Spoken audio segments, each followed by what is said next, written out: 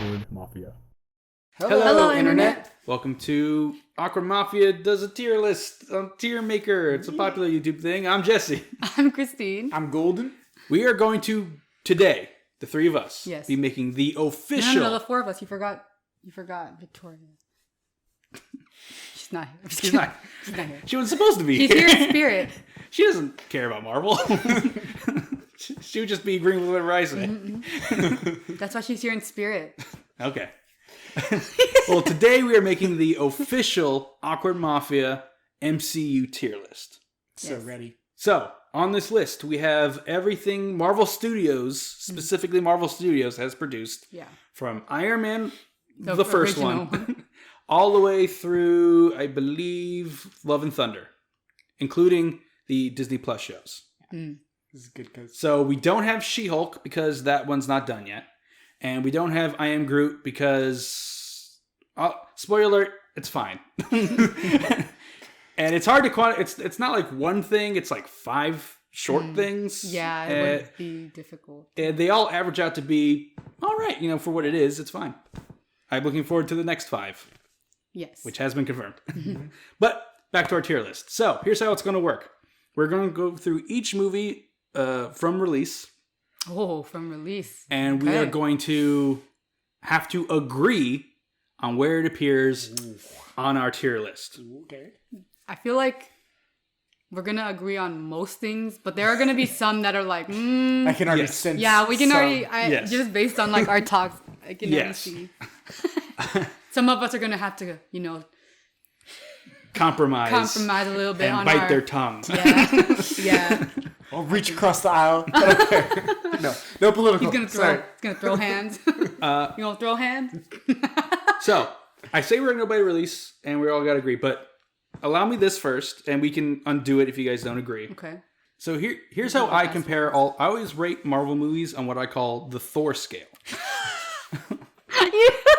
On a scale from 1 being Dark World, and 10 being Ragnarok, and a 5 being the original Thor. That's actually a pretty good scale. I'm not gonna... Because scale.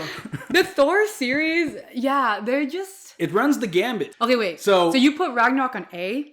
That's what I think is a 10 out of 10. And what about- S is greater than a 10 out of 10. Oh. And I think there are movies that are better than Ragnarok. No. But I think Ragnarok's like the ceiling, and then it's just knocked it out of the park beyond great Marvel We already movies. kind of have a disagreement because I would put it on S tier. Really? Yes. Okay. Just based on... I mean, it is a movie that I like. I every once in a while just go back and watch just 'Cause- because. But I wouldn't yeah, say okay. it's tier for me. Oh, is it majority Okay. vote? Well, let's just, for sake of argument, let's leave it here for now, and we can move things around later. But 2 of us are agreeing. But it's really high. yeah, it's it is. like, Okay. It's between S and A for me. Like. Oh, that's- yeah, like, okay. Well, okay. Well, So once we I- have movies on the same tier we can compare it to, Okay, we well, can move it up or down. And then I guess at the end, we'll finalize rankings if Exactly. you want to move around stuff. Okay. Exactly. We'll leave it here for now. For now. For now. All right. Iron Man. The original Iron Man. That's for me. It's honestly a C. Oh, Really? I would say A or B. Same. I'm leaning towards A.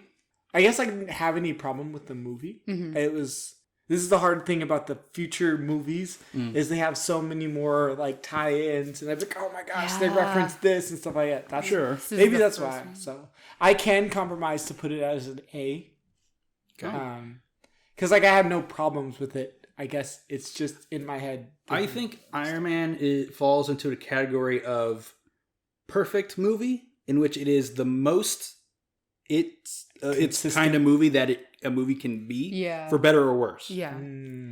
It is the most MCU movie. I mean, It's the purest form of it. yeah, and I'm trying to compare it to the other Iron Man movies too now, and I think the first one just kind of... So we're going with A for now? For now. Okay. Moving on. The Incredible Hulk. I'm going to off the bat say, I like this movie. Which actor was this one? This Edward is Norton. Edward Norton. This is the Universal Oh, I guess they both were Universal. This is the MCU included one. This is the one that has General Ross that we know from later movies. Yeah. And Abomination and She-Hulk. Oh, okay. Oh, yeah. I actually really like that one. This one gets a bad rap. People usually put it on Dark World tier, but I think it's better than that. You thinking B? I like that one. What letter B? Yeah.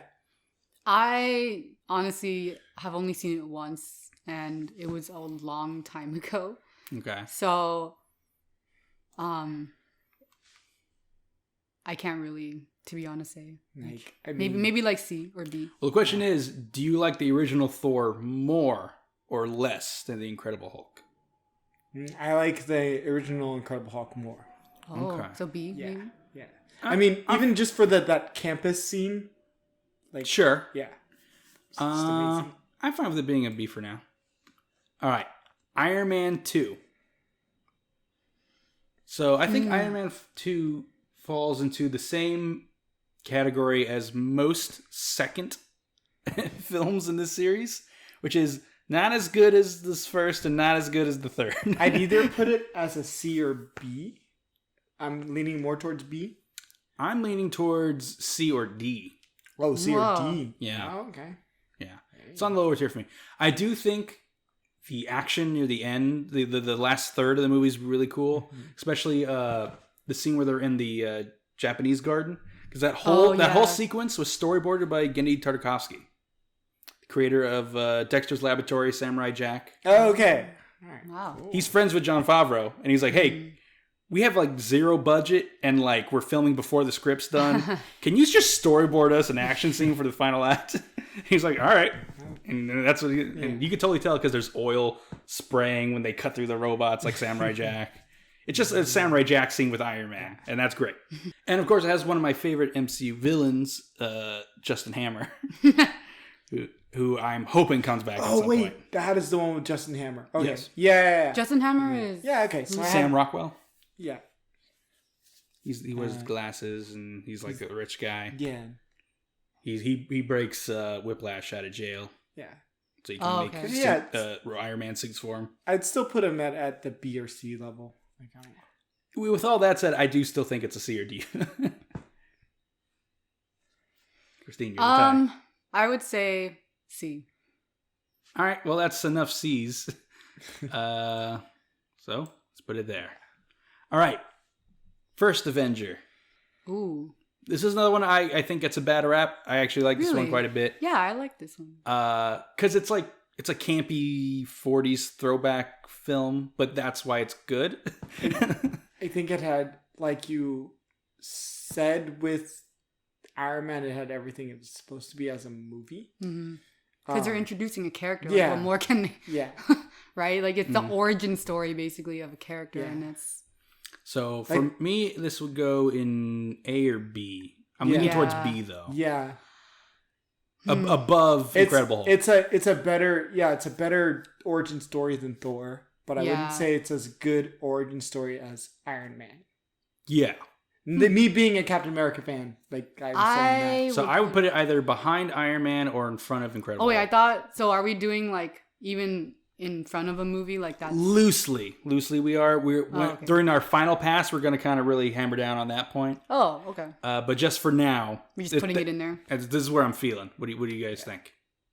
I would agree. I personally really liked it because me not knowing anything about Captain America. So like a little bit about me when I first started watching the MCU Marvel series. When I was younger, I didn't know anything about comics. I never read any of the comics. I didn't know who Iron Man was. I didn't know anything about Captain America, Thor, I knew Thor was like an actual thing. Yeah, like obviously, but I didn't know in terms of comic wise. So like this is like from the perspective of someone who knows nothing. I thought it was a better origin story than Iron Man because they really like you can really understand who this character is just on one movie. Whereas with Iron Man, like I was like kind of like, who is this philanthropist boy? Like, cause like, and I don't know. I guess like it felt more like a superhero movie to me than Iron Man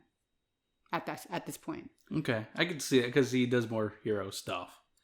That too, I guess. And yeah, so do you concede though to put it at the front of B for now? Yeah, I guess. Yeah. Okay. Again, we can Sure, move up. We can move up but once everything's on that's here. just me from like knowing nothing, right? I don't know how accurate it was to the comic, but it was a good story for someone who doesn't know anything. They really lean more into him being a propaganda tool in the movie because in the comics he literally was a propaganda tool. Yeah. So they didn't bring attention to that. It's just he was. Yeah. And in the movie they look back on saying, well, yeah, he was. Yeah. Yeah. Which is what element I really enjoyed. Especially him. I know we're going a little long on this movie, but I love the scene of him in the montage. Like he's starring in a movie and he has like a rainbow cast, there's a black guy, there's, there's a guy behind him. They're all like, in the movie. And then in real life, he really forms a team. Yeah. So it's like a little foreshadowing. So he is like an American propaganda tool that becomes real, essentially. And like really does the things he was propaganded to do. Yeah. And that's an element I really liked about how they took the character. All right. The Avengers. The original Avengers. I would say S tier? Yeah, that one was really well done. I'd say either S or A. Like that's one movie that I can always show people. Like you can show that movie without somebody watching the origin stories of a lot of it. That's true. And people will still be able it. to enjoy the movie and not be so confused at everybody. I will say, I think of all the Marvel movies, like first and second phases, I think the first Avengers ages the poorest on rewatches. I've noticed that they say the term "he means to" a lot. He means to bury us. I never noticed that. He means to betray us. Who talks like that? Why does Nick Fury and Black Widow talk like that? A lot of stuff like that. I do think Loki's great. I do think the cast chemistry is very good. And I think it is important enough to qualify for an S tier if that's where we're all thinking.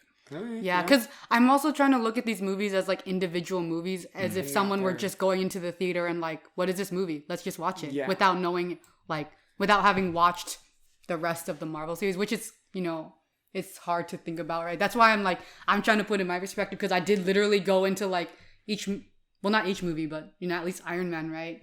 Or Captain America. I didn't know anything, so it's like you gotta cater to that audience too. Like a good starting point for someone to just go into a superhero movie group wise, because it's like I'm trying to compare it to like the other Avengers too, right? It's like if you go into Avengers Infinity War, like what the Iron Man 3.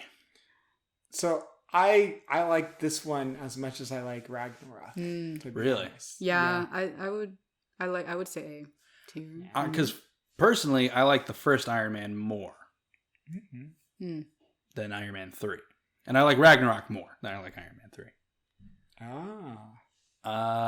So would you still say it's on A, or would you That's put down the question. I don't know if I like it more than First Avenger. I would be either okay with putting it. So, bottom of A or top of B. Yeah. I would put it before First Avenger. Maybe. Okay. So is it A? Does it reach A tier? For me, or is it in B? Is it the best? It's like a B plus. I would fine put it in a B. Yeah, B plus. B plus. It's a B plus. I really liked it for its henchmen. I thought it had good henchmen. Where most people are just nameless thugs that you don't really like. They did a really good job. You're like, they just get beat up. You know what? Tangent time. I might cut that out and just put it on Patreon. Okay, that was a long tangent. Okay, next up is Captain America Winter Soldier. This is what I think this might be, excluding some future movies I don't want to spoil my opinion on, the objectively best MCU movie. This is my favorite. It's not my favorite, from a purely objective, under a microscope look at, I think it is the best technical executed Marvel movie. What do you mean by like technical? The script is tight as hell. It's focused. The pacing is on point. The action is excellent. And the fact that the entire story revolves around a character who does not change throughout the entire movie. Captain America does not have a character arc. He does not learn a lesson. Mm-hmm. He's right from the beginning to the end. And it's the world that needs to change, not him. Mm-hmm. And making a movie this good with a lead character like that is impressive upon itself. That's true.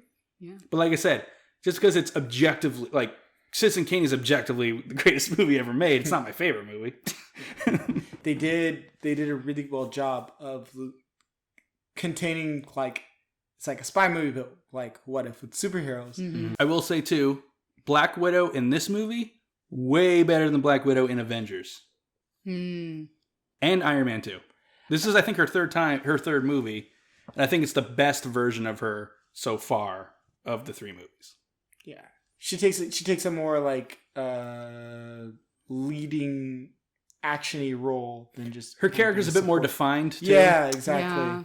In Iron Man 2, she's like no one because she's a spy. She's not in the movie that much. Yeah. Avengers, she's kind of Joss Whedon's idea of a strong female character in the movie.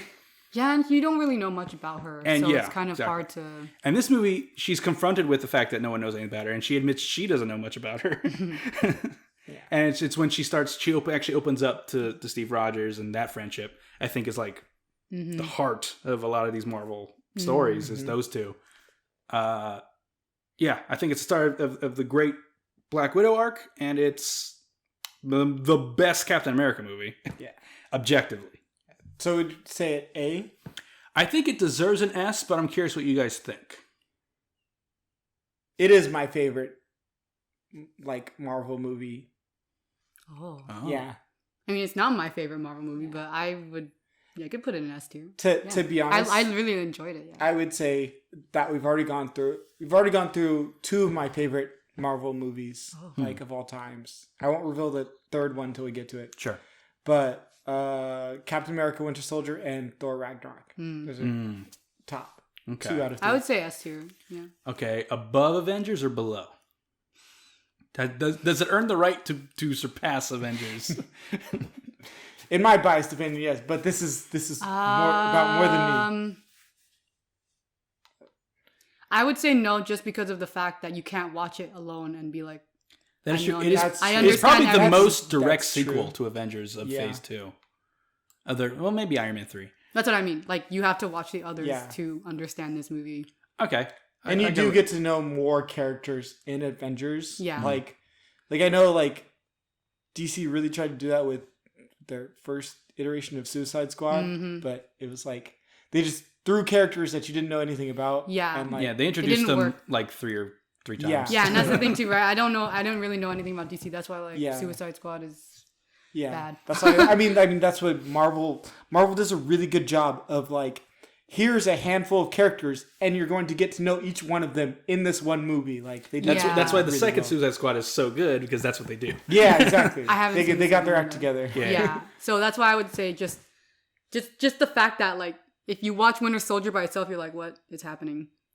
Right? Like, Well, I don't know. I think when I saw it, my aunt was with me and she liked it, and she had no idea. well, yeah, no, I'm not saying you can't like it, or I'm sure people are smart enough to understand the story and be like, figure stuff out, but, like, you won't get the, like, full impact of what Winter Soldier actually means unless you see the first phase first. Because there's a museum exhibit in the movie that quickly explains who Bucky is. Yeah, but you don't get it unless you saw it. Yeah, right. So you can understand, obviously, the main plot. Like, oh, there's this person who.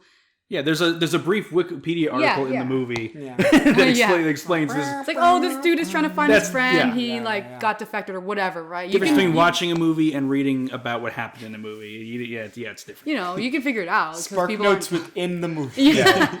Right? It's like a little recap in the movie, but it's like just coming from a, like, can I just watch this? Sure. Yeah. Like, randomly. All right. Next up, Guardians of the Galaxy. Okay. I'm going to let you guys start. I really liked it. Yeah, I thought it was a nice breath of fresh air when it came out. because everything was so serious, and then it was just, hey. Yeah. See, Marvel does a really good job at introducing a bunch of characters that you don't know and making you love them. Yep. While Guardians probably isn't everyone's cup of tea, I would put it on like at least B. That's just me, because I knew nothing again, right? Nothing. And like they, even in comics, right, they weren't very popular. They were popular with me and one of my cousins. Okay. And that's about it. As far as I know. Right? So like even no one other than us have ever heard of it. Yeah. And the comics so different. Yeah. Night and day. And when they announced the movie, I was mid-reading the comic. I was like reading the comic, and then I quickly went out, I heard some news on the internet, and I go, oh my god, I'm reading it right now. Yeah. Oh, they're going to do this and this. They didn't do any of that because none of that exists in the movie universe. Yeah. But it's still good. It's like... Yeah, the pain of seeing in the collector, you see Cosmo, the dog, and you're like, oh, but nobody is like, who's Cosmo Dog's going to be a bigger character in Guardians 3. What? This is the first time we really see like the world. Like they did a lot of good world building in Guardians, because Guardians is like one of the first ones where we're not on Earth seeing aliens come. It's like, no, we're in space. This is we have a universe outside of Earth. The MCU has its own little Star Wars. Going on. And I really enjoyed that, because you don't really see that in the first phase, really. So see how insignificant whatever is going on. Right? So in the same way that I say Iron Man is like a perfect film because it's the perfect example of what it is, I think Guardians of the Galaxy is also a perfect film in that same way, because it's the perfect example of a team-up movie where you don't really know the people beforehand, and it's a really good example of a space opera type film. Yeah. Even though it's not very space opera-like in the classical sense, like Star Wars or Flash Gordon, it's like a cool modern take. Yeah. With ironically 70s music. And I think I like that it wasn't as serious as the other movies. Like they really like, I mean, it was serious obviously by the end, but they did a good job of like I would say pacing. Winter Soldier is the most serious movie yet in the MCU, and to be followed by Guardians of the Galaxy, which is 80% comedy, 20% super serious. Was almost not Whiplash, but it would be Whiplash if they both weren't high quality films. You know. With that said, I'm not afraid to put Guardians as high as S tier. I don't know. If I'm not necessarily saying we should. I'm saying if you guys can convince me, I'm open to it. I don't know. Still put on A. Yeah, I would say A. Yeah. Because it has like actually a similar feel of like Ragnarok, where like because Ragnarok is very similar in that like. Well, where on A tier? See, that's the thing. Is it better than Ragnarok? I wouldn't say it's better. I think I agree with that. Yeah. What about Iron Man? Better than Iron Man? I feel like it did what Iron Man was doing, as you said, but with more characters in it. More moving parts? They're honestly kind of the same. Because, like, you can't really compare, because Iron Man, they're talking about one person, and then Guardians is, like, its whole thing. Its whole other thing. I'm going to put it between them for now. Okay. And when we go by, we can move it around. Because I think Iron Man and Guardians are kind of the same. They actually surprisingly are. I can't, Okay. Age of Ultron. Another second movie in the MCU that's not quite as good as the first or third. I feel like I keep speaking first. Oh, no, it's fine. Please, go ahead. Yeah. Out of the Avengers movies, this is probably my least favorite. Not saying it's bad, but it was my least favorite. It's the least amazing. Yeah. Look, not unpopular. I would put it at D. Really? Yes. It's just... I've heard this before, and I think I agree. Yeah. The Age of Ultron feels like it starts in the middle of a movie, and it ends in the middle of a movie. Yeah! Really good way to put it. And because, it does feel like that even more after you watch What If. It's like... Yeah. After you watch What If, you're like, why did this movie even... like, because it ended, and then What If literally picks up. What if... Like, I can't... What If is actually based more on the comic book Age of Ultron? I know, but it's like... Which is like funny. people are like, why is it called Age of Ultron when nothing from that comic happens? Because it has Ultron in the name. We want an Ultron name. Yeah, and honestly, the whole movie felt preventable. Like, this movie didn't even need to happen. Yeah. Technically. And I love that we got, Scarlet Witch out of it, and I love that we got Vision out of it. Yeah, Scarlet Witch, Vision, Ultron, even Yeah. Quicksilver are all Yeah. amazing Yeah, additions. and it's so funny because, like, this is how... So, there's another show that I feel the same way. Like, some of my favorite characters come from this shitty fucking point in the series. Like, Yeah. And it's hard because, like, objectively, if you look at the whole thing, it sucks. But, like, you just had this gemstone of a character in here. Vision's origin is so messy in this movie. But it's messy in the comics. It's different in the comics. But it's equally as messy, maybe more messy in the comics. But in the comics, you have multiple issues to kind of flesh it out. And in this, you have 2 hours. Yeah. Yeah, and at the end of the second half, Vision. yeah, you get Vision. It's like, oh, okay, cool. We have a new character, and it's like, cool. Also, a lot of my favorite side characters show up in this, but as more like a cameo. Yeah, Falcon shows up. War Machine's great in this movie. And he's only in 2 scenes. Yeah.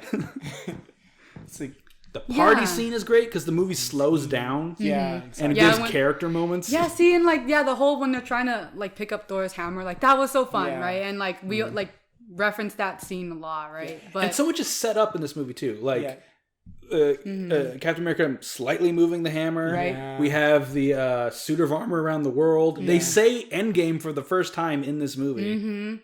Yeah, so it is weird because it's clearly this movie wasn't really meant to be a standalone movie, but it should have been. It might be the least standalone because not only because you can argue the latter 2 Avengers are not standalone at all. No, but at least they're at the end of the story. Yeah, exactly. Where it's Age of Ultron is a non-standalone movie that also sets up a bunch of stuff that doesn't pay off in the movie. You could almost forget what happened to Hulk until you see you see Ragnarok. You're like, oh, that's where Hulk is. Yeah. Right, You're like, you don't even... Where did Thor go? Yeah, you don't even need to see Ultron to understand, the next phase. Yeah. Because it's with Ragnarok, it was it came out so much later. I was like, oh, yeah, that's where Hulk is. Right? I was like... It's wait, why is Thor not on Earth again? Oh, yeah, he was fixing his own... He had a vision. Right? So, it's kind of this movie was if you don't watch it at all, you... Honestly... Yeah. You just kind of need to know that this is one you can read on Wikipedia if you really if you watch if you are lost in the other follow-ups, or you can you just need to know what you need watch to know. Movies in Minutes recap or something, right? Okay. So you are talking me down on this movie. I was gonna say end of C or mid C, but D sounded interesting to me. Golden, what do you think? I think a D is the great because sorry. I sorry think for all of you Age of Ultron fans. I think similar to how you put Thor movies, I think you can also sort of do the Avengers with the Avengers. Yeah. You movies. definitely could. You definitely could. That's kind of what I'm. Yeah, so we needed that bottom baseline anyway. For the only reason I didn't use the Avengers is because Dark World exists. Yeah, you're not wrong. Yeah. Objectively, The Dark World is the worst movie, not even in the MCU, just of all time. We didn't even. I'm kidding. I was going to say Morbius. I never seen Morbius. I haven't seen Morbius. And also, I don't count that. I've never seen Morbius. I on my own time edit every MCU thing into chronological order on a massive timeline. I have not even looked at Morbius. Both Venom movies are on the timeline. Yeah. Morbius, which is in Venom's universe and has a character from the MCU in it, I haven't even bothered. Because I'm just waiting for them to say that's not canon. Let me just say, did not have to exist. Did not have to exist at all. All right. Well, then it doesn't exist. Then Ant-Man. Okay. This is higher on. Here's where I land on Ant-Man. It's like Iron Man, but way funnier. And Iron Man's pretty funny. I love heist movies. This is a great heist movie. It's definitely either B or A for me. I don't want to fill up A too fast. I would say B. Yeah. I would be good with a B. I say top of B. Yeah. Interesting. Yeah. Ahead of I would put it above Iron Man 3. Above Iron Man 3? Ant-Man, yes. Oh. I would honestly. So that's Interesting. good. Like you said, like it's another one you can watch alone. All right, yeah, okay. Yeah, you really don't need to see any other MCU thing. Yeah, that's true. It's Very true. they mentioned the Avengers and that's about it. Yeah, I didn't know who Ant-Man was. Yeah. And it was pretty... Yeah, it's weird. Like, I feel like when I first watched it, I noticed a lot of people were like, oh, what is this movie? Like, what? Like, a lot of people did not like it. And I was like, this is funny. I don't know who this is. And it's like, it's great. I'm glad they went with Scott Lang, though. Like, that's a cool way to start. Yeah, that was a good call by Edgar Wright, who was originally making the movie. Is he not the original Ant-Man? Scott Lang? No, Hank Pym is. Hank Pym. Oh, that's what you meant. Yeah. Like, they didn't do Hank Pym as Yeah. Ant-Man. They went, okay. They went with The Scott next Lang. one. Hank Pym originally was Yeah. also created Ultron. Right? Yeah. Ultron. He created Ultron. He was Yellow Jacket first. Mm. He, hit his wife while he was under mind control or something. Yeah. Oh, interesting. All right. That's all anyone talks about. Yeah. Hank Pym comes up. Even though Spider-Man beat his pregnant wife to the point where she had a miscarriage. But that's fine. We forget about that. What? Left her bleeding in an alley while she was calling out to him to please come back. Okay, interesting. I don't remember why, but that happened. Okay, well, let's move on. Let's move We're on Civil to War. one of the best Marvel movies, in my opinion, Captain America: Civil War. I said earlier that Winter Soldier is objectively the best Marvel movie. For the longest time, Civil War was my personal favorite Marvel movie. Yeah. Because, like, shallow level, it has so many cool characters. It has Spider-Man, it has Black Panther. Yeah. But the story is also really good. Some people do have a problem with the airport scene being so different from the rest of the movie. Because the movie before and after that is kind of serious political thriller, philosophical debate, and then fun comic book stuff. Oh, Giant Man's here! Spider-Man! And then, we got to go back to this base, and oh my god, you killed his parents. Captain America, did you know? Yeah. But a few minutes earlier, you had Ant-Man saying everyone has orange slices. I think it, like... I think they did it on purpose. Yeah. Like, But see, I liked both those things individually, and I don't care if they're together. yeah. Also, for an adaptation of, like, as the comics is way, way different. Yeah. Like, The debate's the same. I am more of a person who I want things to be different adaptation wise, but I want you to do it good. Like, I don't care that you change stuff. At least, like, make it make sense. And this one, they made it make sense. And still enjoyable. People wanted the cast to be as big as, like, the end of Endgame. Because that's what it is in the comics. Yeah, wow. can't be doing this. Because it involves every superhero. You know, sign up or don't sign up. And everyone takes a side. And there's a big battle where the two sides clash. I think that would have been too much Yeah. for this movie. Yeah, probably. Yeah. The 6-on-6? I think it was a good number, especially because it's like smack in the middle of everything going on. It's enough to switch the camera angles and stuff like that. Yeah, and for the characters that they've already introduced, it was like a good number, I think. Yeah. Because I didn't know that. I personally really liked Civil War. I liked. I'm a very like character driven type of watcher, so I like it when you see characters growing or developing or whatever. Like they're basically their arc, right? And I like that. Yeah, the whole foil between Steve and Tony, and just like it's even cooler because like you can see both sides. You can see why they're doing what they're doing, what they're fighting for. It's realistic enough. That's a thing I noticed when the movie came out. A lot of reviewers on YouTube were complaining like, this doesn't make any sense. Why Captain America should be with the government, Iron Man should be against... Because in Iron Man 2, he gave that speech about he was against the government. And Captain America has America in his name. But it's like, well, that's the whole Age point. of Ultron just happened, so Iron Man exactly thinks we need regulation. And Winter Soldier just happened, so he's like kind of against government organizations. He doesn't trust them, Yeah. and like I think that's the whole thing, right? Like there's I watched this like video, but like they explain it really well. Where like the beginning of the beginning of both, like they're like, yeah, Steve is obviously government, and then Iron Man is like, nah, I don't want the government, and then they switch at the like literally at the end of the MCU, they're switched. Yeah, and even like personality wise, right? Like Iron Man is very like narcissistic and egotistical, and Tony is that way, and then Steve is more like kind of compassionate and like selfless, very naive. selfless, but then naive, and then they switch kind of by the end. Steve doesn't get like narcissistic and egotistical, but he gets a lot. No, but he's more, not naive anymore. Yeah. and he gets a lot more selfish too. Yeah. By the very end, By the very end, he gets a lot. I mean, he literally. Well, I mean, you could say the way he treats Bucky throughout Civil War is selfish. Yeah. Yeah. And literally, he, at the end went to go find Peggy.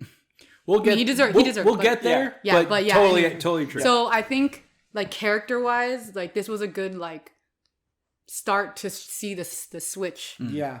between the two. So I would put like either S or A. Yeah. I would say A, maybe A. A. Like top of A. Top of it. I would say above Guardians. I would say S, but I'm willing to say A. So you guys think Ragnarok's better than Civil War? Ooh. Is what you're saying? I would put it above. Like Akira, you mean? Yeah. Yeah. I'd even be willing to put it on S, to be honest. Bottom of S. Yeah. Okay. Yeah. I'm leaning towards bottom of S. Yeah. Yeah. Okay. I agree with that. We'll put it there for now. We're getting the real nitty gritty, so we need to Fine. kick it up a bit. Alright, yeah. So slight lightning round. Doctor Strange. I say A tier. I don't know where though. I'd say B tier. I think Doctor Strange is around Ant-Man quality. I'm trying to Is it above or below Ant-Man is the question for me. That's what I'm struggling. I don't know if you guys like. Is it top of B? I could put it next to Ant-Man on the other side. Like here? Right there. What's the movie next to it? Is that Iron Man. Iron Man 3. I liked Iron Man 3 more than Doctor Strange. Really? Yeah. I could see it somewhere on the B tier list. Yeah, Okay. I just don't know where. We I can would do mind, the yeah, specifics Alright, later. that's fine. Just put it on the tier. Guardians Volume 2. I liked Guardians 1 more. Yeah. I would say B tier too. Really? For me, yeah. So you think Iron Man 1 is better than Guardians 2? Yes. What about Ant-Man? I think Guardians 2 is better than Ant-Man. Yeah. I love Ant-Man, but I'm willing to put it at the bottom of A. What do you guys think? that's fine for now. Here's the thing. My favorite member in the comic books, Guardians of the Galaxy, is Mantis. She's completely different in the movie, but I still love her for different reasons. And I think in the movie version, Nebula is my favorite Guardians character. Yeah. That's what I was saying. And she gets a that I boost like. boost in 2. She gets a big That's boost in true. 2. I and love then, Nebula. like, yeah. So Okay. my vote's for bottom of A. I could do that. Okay. All right. We can move things around later. Homecoming. For a while, this was my favorite Spider-Man film. I would I'd say say A. Yep. A? Yeah. Yep. Where in A? Well, we can do that later. Yeah. Okay. We'll do it later. I'm fine with that. Yeah. Black Panther. Lightning round. We gotta just. Yeah. Black Panther. Okay. This is. Okay, it's not going lower than A. No. And it's not. No. And it's not nowhere near the bottom of Yeah. A. No. So the question is it better than Ragnarok? I wouldn't say it is, to be honest. No, but I really liked it. Yeah. So I could say next Here's to my answer. Ragnarok. No, but I want it to be. That's a good. No, but, that's a good answer. No, but I want it to. I like the villains more in Ragnarok. So I'm gonna go ahead and put it between Ragnarok and Guardians Yeah. for now. That's good. I like. You like Guardians more than Black Panther? That's Look. actually I could see that.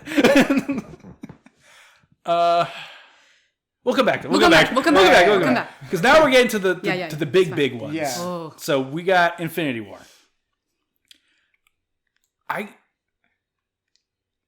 That's what I'm thinking. Yeah. Really? That's what I'm thinking. Because in the same way that I said that Winter Soldier is objectively an amazing movie, in part because of how it was written and how they worked around the character, there are 64 characters Wow. Main characters in Infinity War. And the screenplay is so good. I do love it that it started off on action and there was like continuous action between like what was going on. I mean, Thanos is the protagonist of this film. We're seeing from multiple characters' points of view, but it's really Thanos' movie. And I don't know. I think the way it's written, I think the way it was executed, and just the cast is enough for me to put it at the top of S. Wow. But what do you guys think? For now. Okay. Top of S? I think it's better than Avengers. I think it's definitely an S tier. I think any argument you can make for the first Avengers is doubled down on in Infinity War. The group, other than you don't need to see any of the previous movies because you do have to see at least some of the movies. Yeah, it's kind of hard. So that's why it's like I wouldn't say it's as good as the first. But that's like saying I know. The season finale of Lost isn't good because you have to watch the whole season in order to get it. You know? It's kind of like that. Yeah, that's why I'm trying to see it as an Avengers. Like, I'm trying to rank it based on the Avengers. And yes, look, Well, what are you stuck on? What are you battling with? I really don't like the fact that they don't really explain why Wanda can just break the Mind Stone.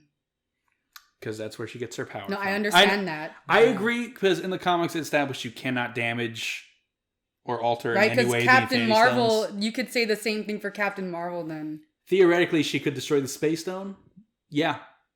According to the movie's rules. But yeah, and that's why... They kind of... It's related to something that happened in Avengers, where the only way to stop the Space Stone was to use the staff. Well, yeah. Which was powered by the Space Stone, but really it was the Mind Stone. Yeah. You can't defend against yourself. Yeah, and like they didn't really explain any of that. And so when Vision was like don't get me wrong, I loved the scene and it was very like poetic and very like I loved it. It's just the fact that they don't explain that. Like they don't tell you anything. Vision is just like, you're the only one that can do this. And I'm like, why? What do you mean she's the only one? And then like to show that and then on top of that, to show that amount of power that she's literally like, this bitch is holding back Thanos with one hand and destroying the Vision's Mind Stone with the other hand. You're telling me you had this strong of a character, the entire movie, and you didn't fucking use her? Nah. Again, to quote it in one line. Why was she up there the whole time? Yeah! Where the hell was she? Are you fucking kidding me? Like the second she left, the bad guy came in and wiped the floor with Shuri. She could have That's why she was up there, to defend Vision's body. Last line of defense. I was just like, you could have just called Scarlet Witch. Vision said he's been studying the thing in his head. He's trying to understand it because it's a part of him. And he's reached the conclusion that it could be destroyed if it was hit with a similar enough force. Yeah. And the only one with that power is Wanda, because her powers technically come from the Mind Stone. That's why. I know now, obviously. Yes, I'm just saying. But like when they said that in the movie, I was like, what? But it gave us one of the best moments of the MCU, which is Wanda killing Vision and then it not mattering. Look, yeah, see, this is why I'm like, no, I actually, like, it was so poetic and it was, like, heartbreaking and I loved it.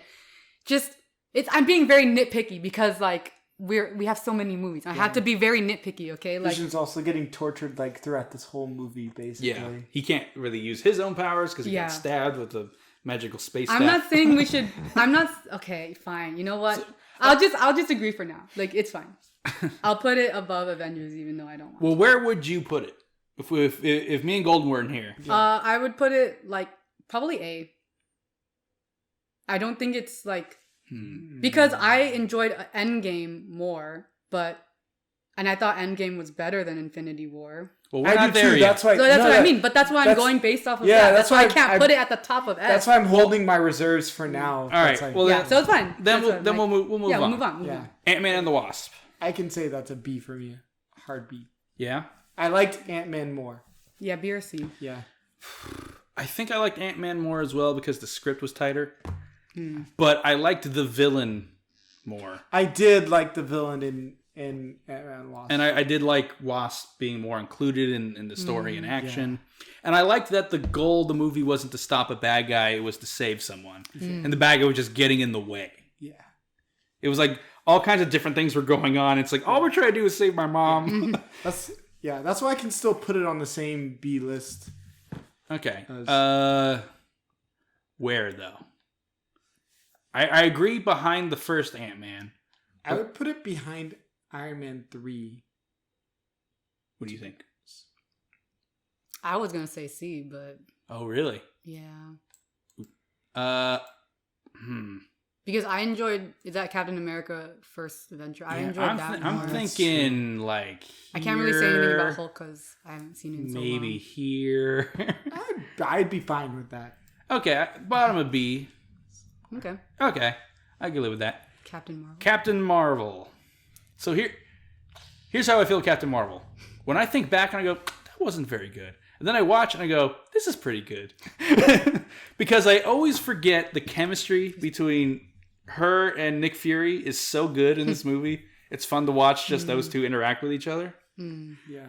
But almost everything else in the movie's not great. Yeah. I think the biggest problem with Captain Marvel is... Actually, there's a few problems. But I'm going to say her character is not defined at all. Yeah. She's pretty well defined in What If, surprisingly. Yeah. I think her character throughout her appearances in that show are pretty... Like, this is who Captain Marvel is. But in Captain Marvel and in Endgame... I got no idea who she is. Yeah, you don't really... It wasn't a very great origin. That's part of the plot is that she doesn't know who she is, but she thinks she knows who she is. Yeah. And that's not consistent in the movie. I like Ben Mendelsohn in this movie. Yes, he's great, and I'm glad he's sticking around. Yes. I was very shocked at the twist that the Skrulls were the good guys. Yeah. I knew the Kree weren't the good guys because I read the comics. But the Skrulls being good guys was like, whoa, that's interesting. I think the other big problem with the movie is the big hidden twist secret to her origin is that she's from Earth, and we find that out in like the first half hour of the movie, but the character doesn't know until like near the end of the movie. And it's like, we know who she is. You told us. Why are we still going along with this storyline? So I think the script is real messy. I think the direction isn't great. And if I'm being honest, I think the lead role is miscast. Oh. You don't like Brie Larson? I like her, but I don't know if I like her in this role. Because, again, I have no idea who she is. She's not telling me who Captain Marvel is, you know? That's definitely how I felt when I left the theater. But I think part of the reason she was cast maybe is because her chemistry with Samuel L. Jackson is so good. Those two work really well together. I didn't have any problem with her being cast. I think just as a character, the script didn't really... The script is the biggest problem. Didn't do... her justice. And I think the directors weren't very great at their job either. I would say C. Because they weren't. I was thinking C. They weren't really telling her what to do. It felt because like. I like it more than Ultron. I think. Yeah, I agree with that. Bottom of C between. I like Thor more than Captain. I also like Thor more. Do I like it more than Iron Man 2 though? I like Iron Man 2 more than Captain. I liked Iron Man 2 more. Yeah. Okay. I didn't hate Captain Marvel. I think we can safely say if we hate the movie, it's going to go on F. If all three of us can be like, no, it's going on F. I'm looking at you, Thor, I Dark know. World. Oh my God. All right. Avengers Endgame. So bad. S. That one I would put S above Infinity. Yeah. I didn't like parts where it felt really super slow because there's a lot of talking. I didn't mind the slow parts because I was just excited they were allowed to be slow. Yeah, no, I mean, but yes, because there's so many. It's like 3 hours long, and there's so many stuff they could have cut but left, like Star-Lord and Thor going back and forth at the end. That could have all been cut. I mean, but I love that they kept it in.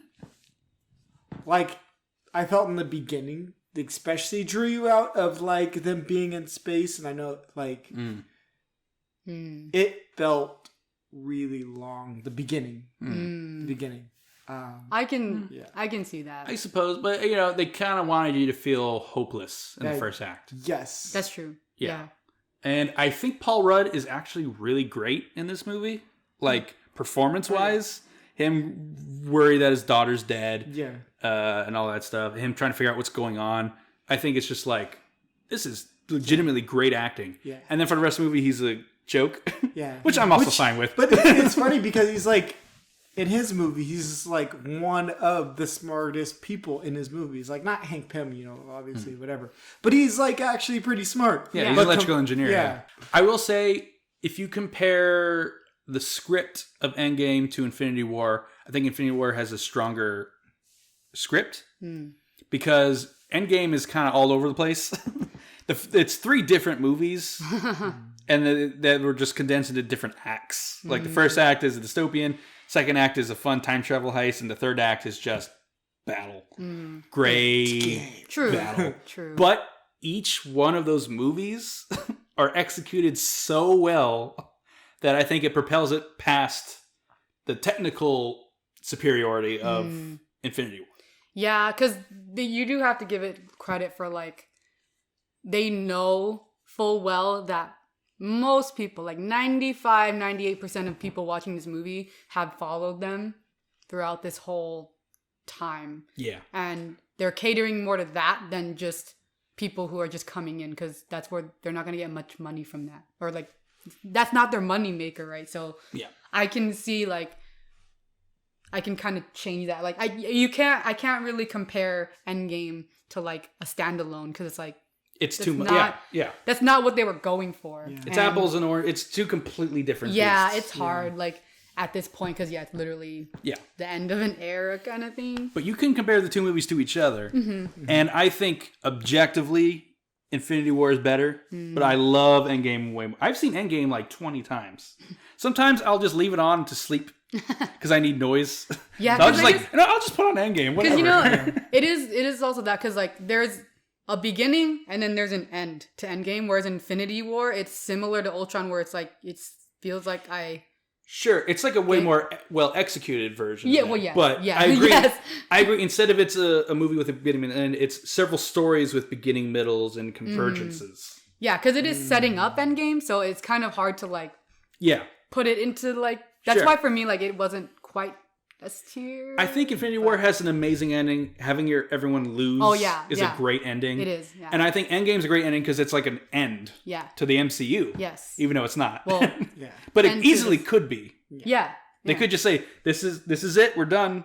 And I would have been fine. Mm-hmm. I'm like, great. This is a great place to end this 10-year journey. Yeah. So, yeah, I think we all agree Endgame is one of, if not the best MCU film. Yep. Okay. Yeah. Also, Nebula has a big role in the movie, which that too. I love that Gamora has a big role in Infinity War, and Nebula has a big role. Yeah, right? It's nice. Next one. I love that. I love Nebula. Yeah. She's awesome. Okay, Spider-Man Far From Home. Once again, it's a second film that's not as good as the first or third. I think the only one to buck that trend is Captain America. Yeah. His movies just get better. Yeah. Well, to me they do. Yeah. To our official list, it's more or less. Where do we put Civil War? Right behind it. Literally right behind it. Yeah. So Far From Home is not a bad movie. It's not a bad movie. I would be willing to put it on. But it is the worst MCU Spider-Man movie. I would say so. Yeah. So where are we thinking? We both said B. Oh, you said B? Yeah. Mm-hmm. Okay, I could get with that. Where in B are you thinking? I could put it above those last 2. Mm-hmm. Yeah. That's what I was thinking. Yeah.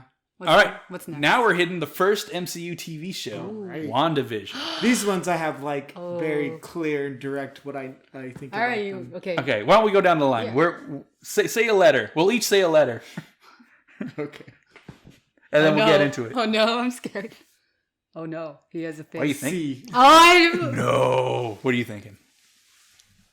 I was going to say A or B. I'm saying S.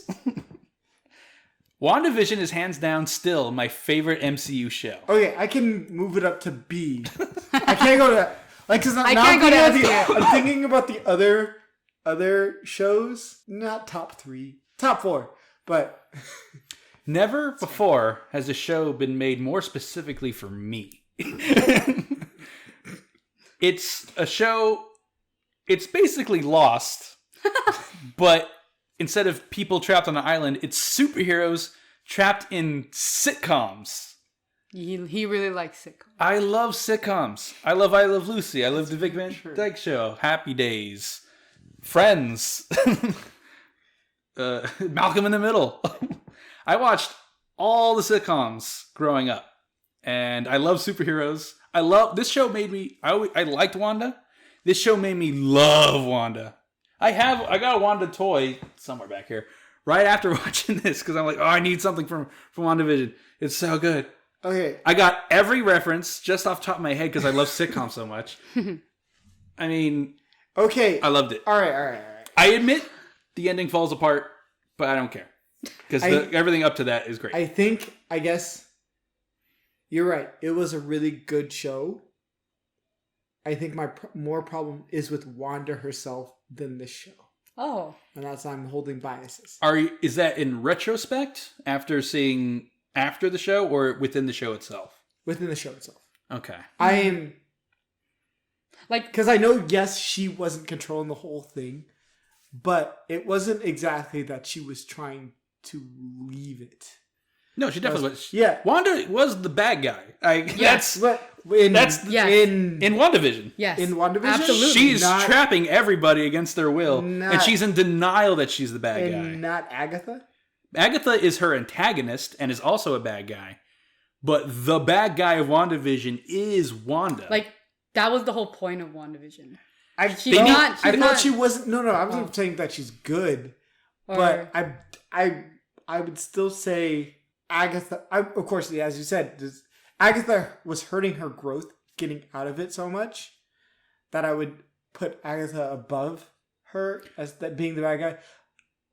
I guess it was more frustration of her growth, and like even like Visionary was like, you have to let this go, like you have to, and she just still kept in denial. I was like, no, I'm going to keep going on this path.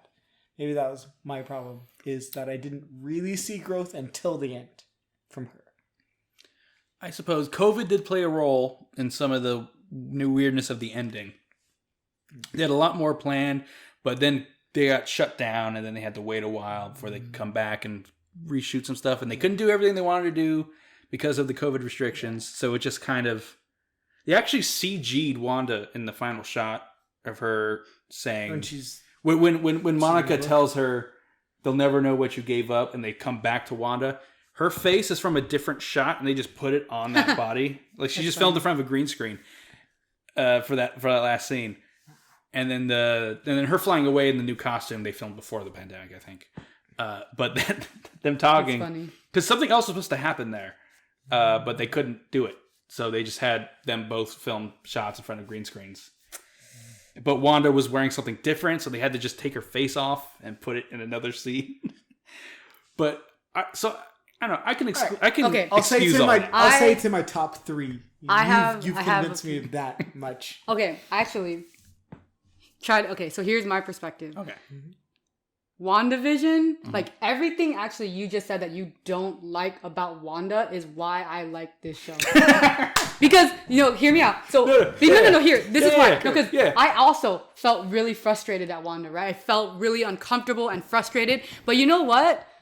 I know this is going to be kind of like liberal BS, but like as a woman, seeing an actual woman superhero go through this fucking shit and be a fucking mess and doing all like she has like she's dealing with her own trauma, and you know what, we go through our own trauma. We're not just like these, I don't know, just seeing this in media and like being very mainstream, I know is like it sounds like a BS like kind of this shouldn't matter. It's just like but like the actual representation of a strong independent woman dealing with her own very, very personal trauma of losing someone she loves, and not even just losing, she killed the person she loves and then had to see it over again. Yeah.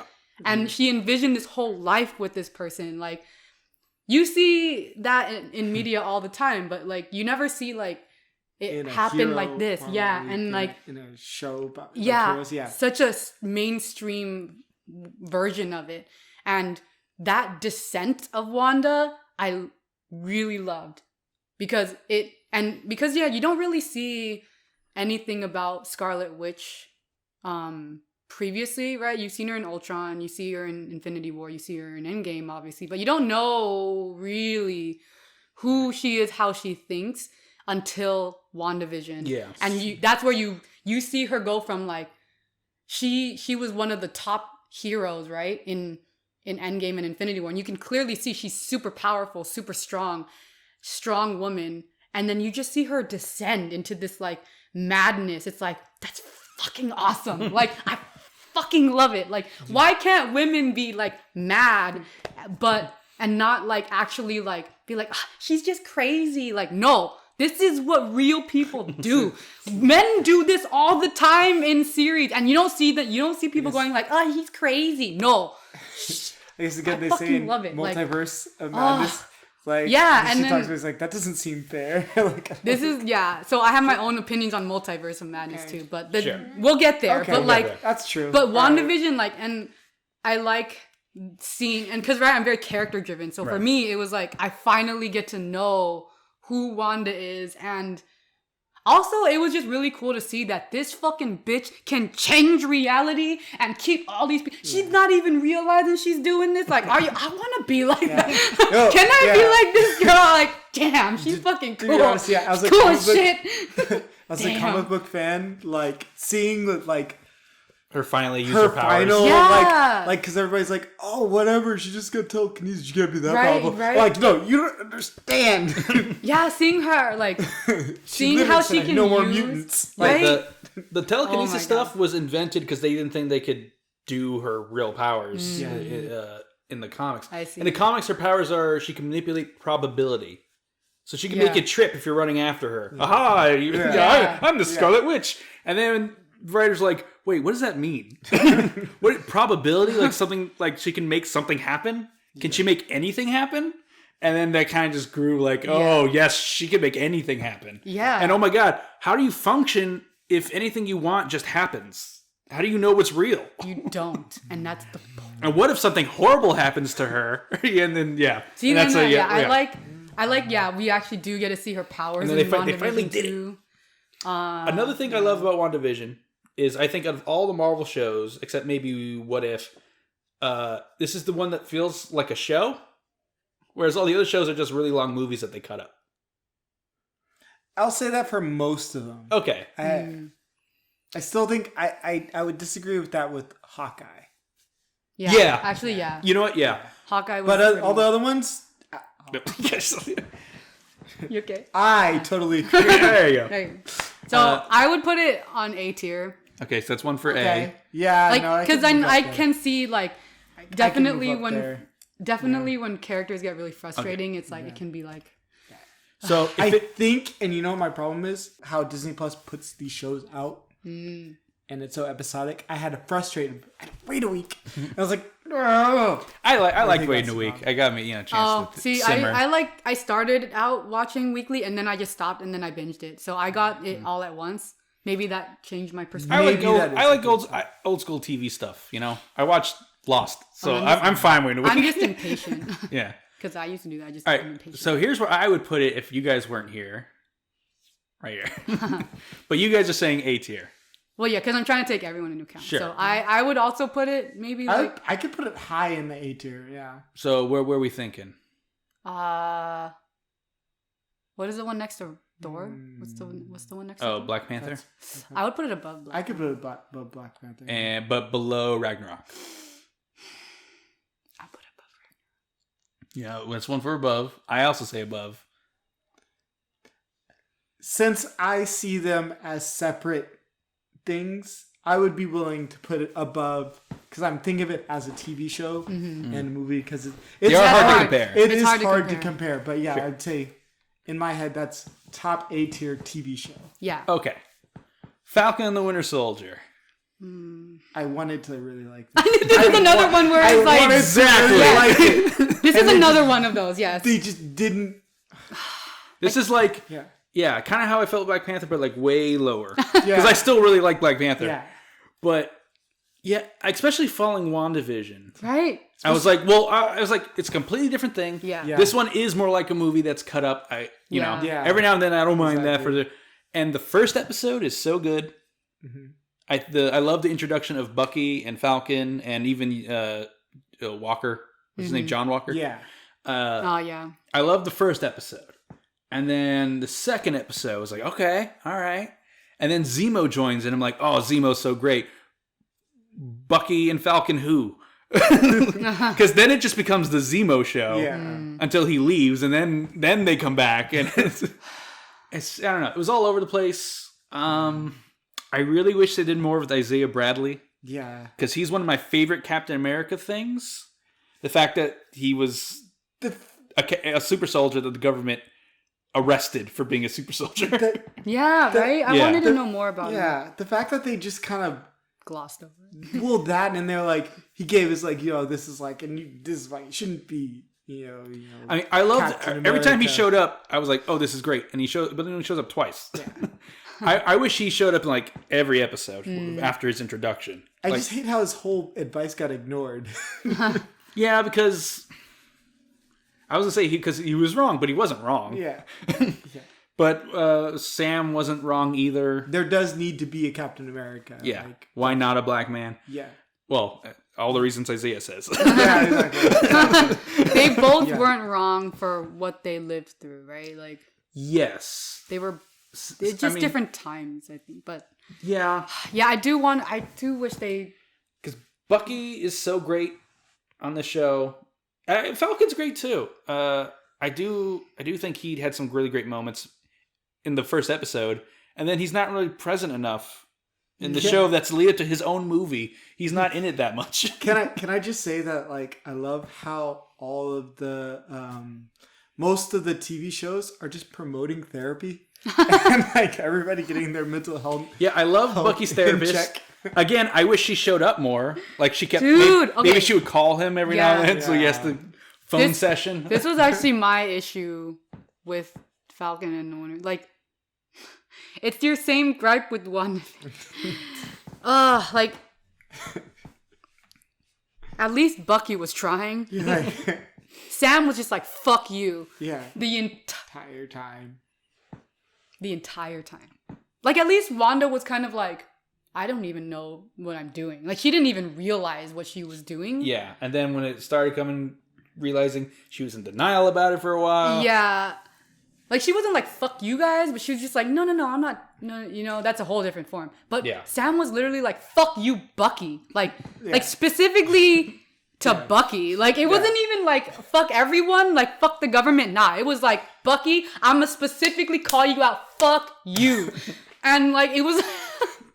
I was like, what the fuck did Bucky do? He's trying over here, man. He's come so long. He's trying to make amends and shit. Brainwashed for 40, 50 years. He's trying to like make amends with all the people he's hurt. And like, Sam's just like, nah, I got my own problems. I don't got time for you. Fuck you. Like, man, what did he ever do to you? I mean, yeah, he like kind of killed your like friend and I mean, whatever. Like, why? I think why you got to do a black man like that? I like the idea of putting them together. Yeah. I like the idea of teaming up with Zemo. Yeah. I like all the stuff Bucky did. I wish Sam did more. And he didn't. It's not like he didn't do anything. It's just it feels like he took too big of a back seat through much of the show. Yeah. Like the flashback of Bucky in Wakanda when he's finally free of the code words. Great scene. The fight with the Dora Milaje. That whole sequence was great. It had so many great moments that are like strung along on a string. Yeah. I would put it the villains were such a mishandle. I would Christmas lights on a tooth floss just around the house. Yeah. You can I can tell that's gonna fall apart. I would put it like Maybe D. Yeah. I put it above Captain Marvel. I think it's better than Captain Marvel. I don't know. What do you guys? Thinking about it. Yeah. Well, It's definitely better than Age of Ultron. I could. Yeah. No. I could. Yeah, I could see it though going there. I could see it going C in between Captain Marvel. maybe like above Age of Ultron on D. Yeah, I didn't. It didn't make me. It's funny because I didn't hate any of the characters. Yeah. Yeah. Except for I think it has how too many Sam was written. It has, I think, too many. Yeah. Right. Yeah. That's a lot of my problem. It has too many positives, I think, to be on D. Even if the whole package isn't All great, right, fine. the positives, I think, Okay. push it to C. Okay. Even John Walker, like Yeah. I understood where he was coming I from. really liked his story up until the end where they just forgive him for some reason. Yeah. That was It's like, all right, you did the right thing this one time, so we're good. It seems. Yeah. You murdered an unarmed man. Seems lazy. But whatever. with the shield. But I like the character, so I am excited to see him come back. But I feel like he's just they rushed the resolution to his story. That's what I like. Oh, okay. I'll just leave it there. It's fine. Yeah. All right, you know what? I'm fine with putting it here. Yeah. Okay. Okay, I'm fine with that. we'll put it there. Loki. Ooh. This show could be a movie, Yeah. but I think it works as a show, is the way they did it. Yeah. Because there is an episode where they're just completely on some planet. Mm-hmm.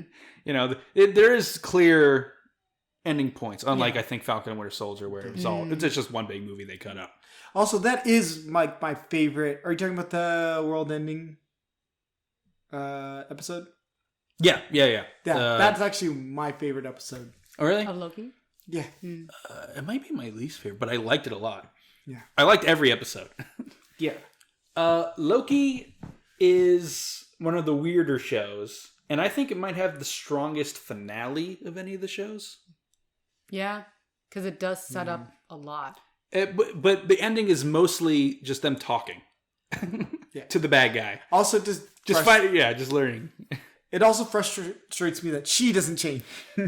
Well, that's the kind of the point of the show. I knew it was gonna happen, but I was like, it still doesn't. But stop I mean, the frustration. But I like the comparison where the whole time Loki's the one who had to change, right?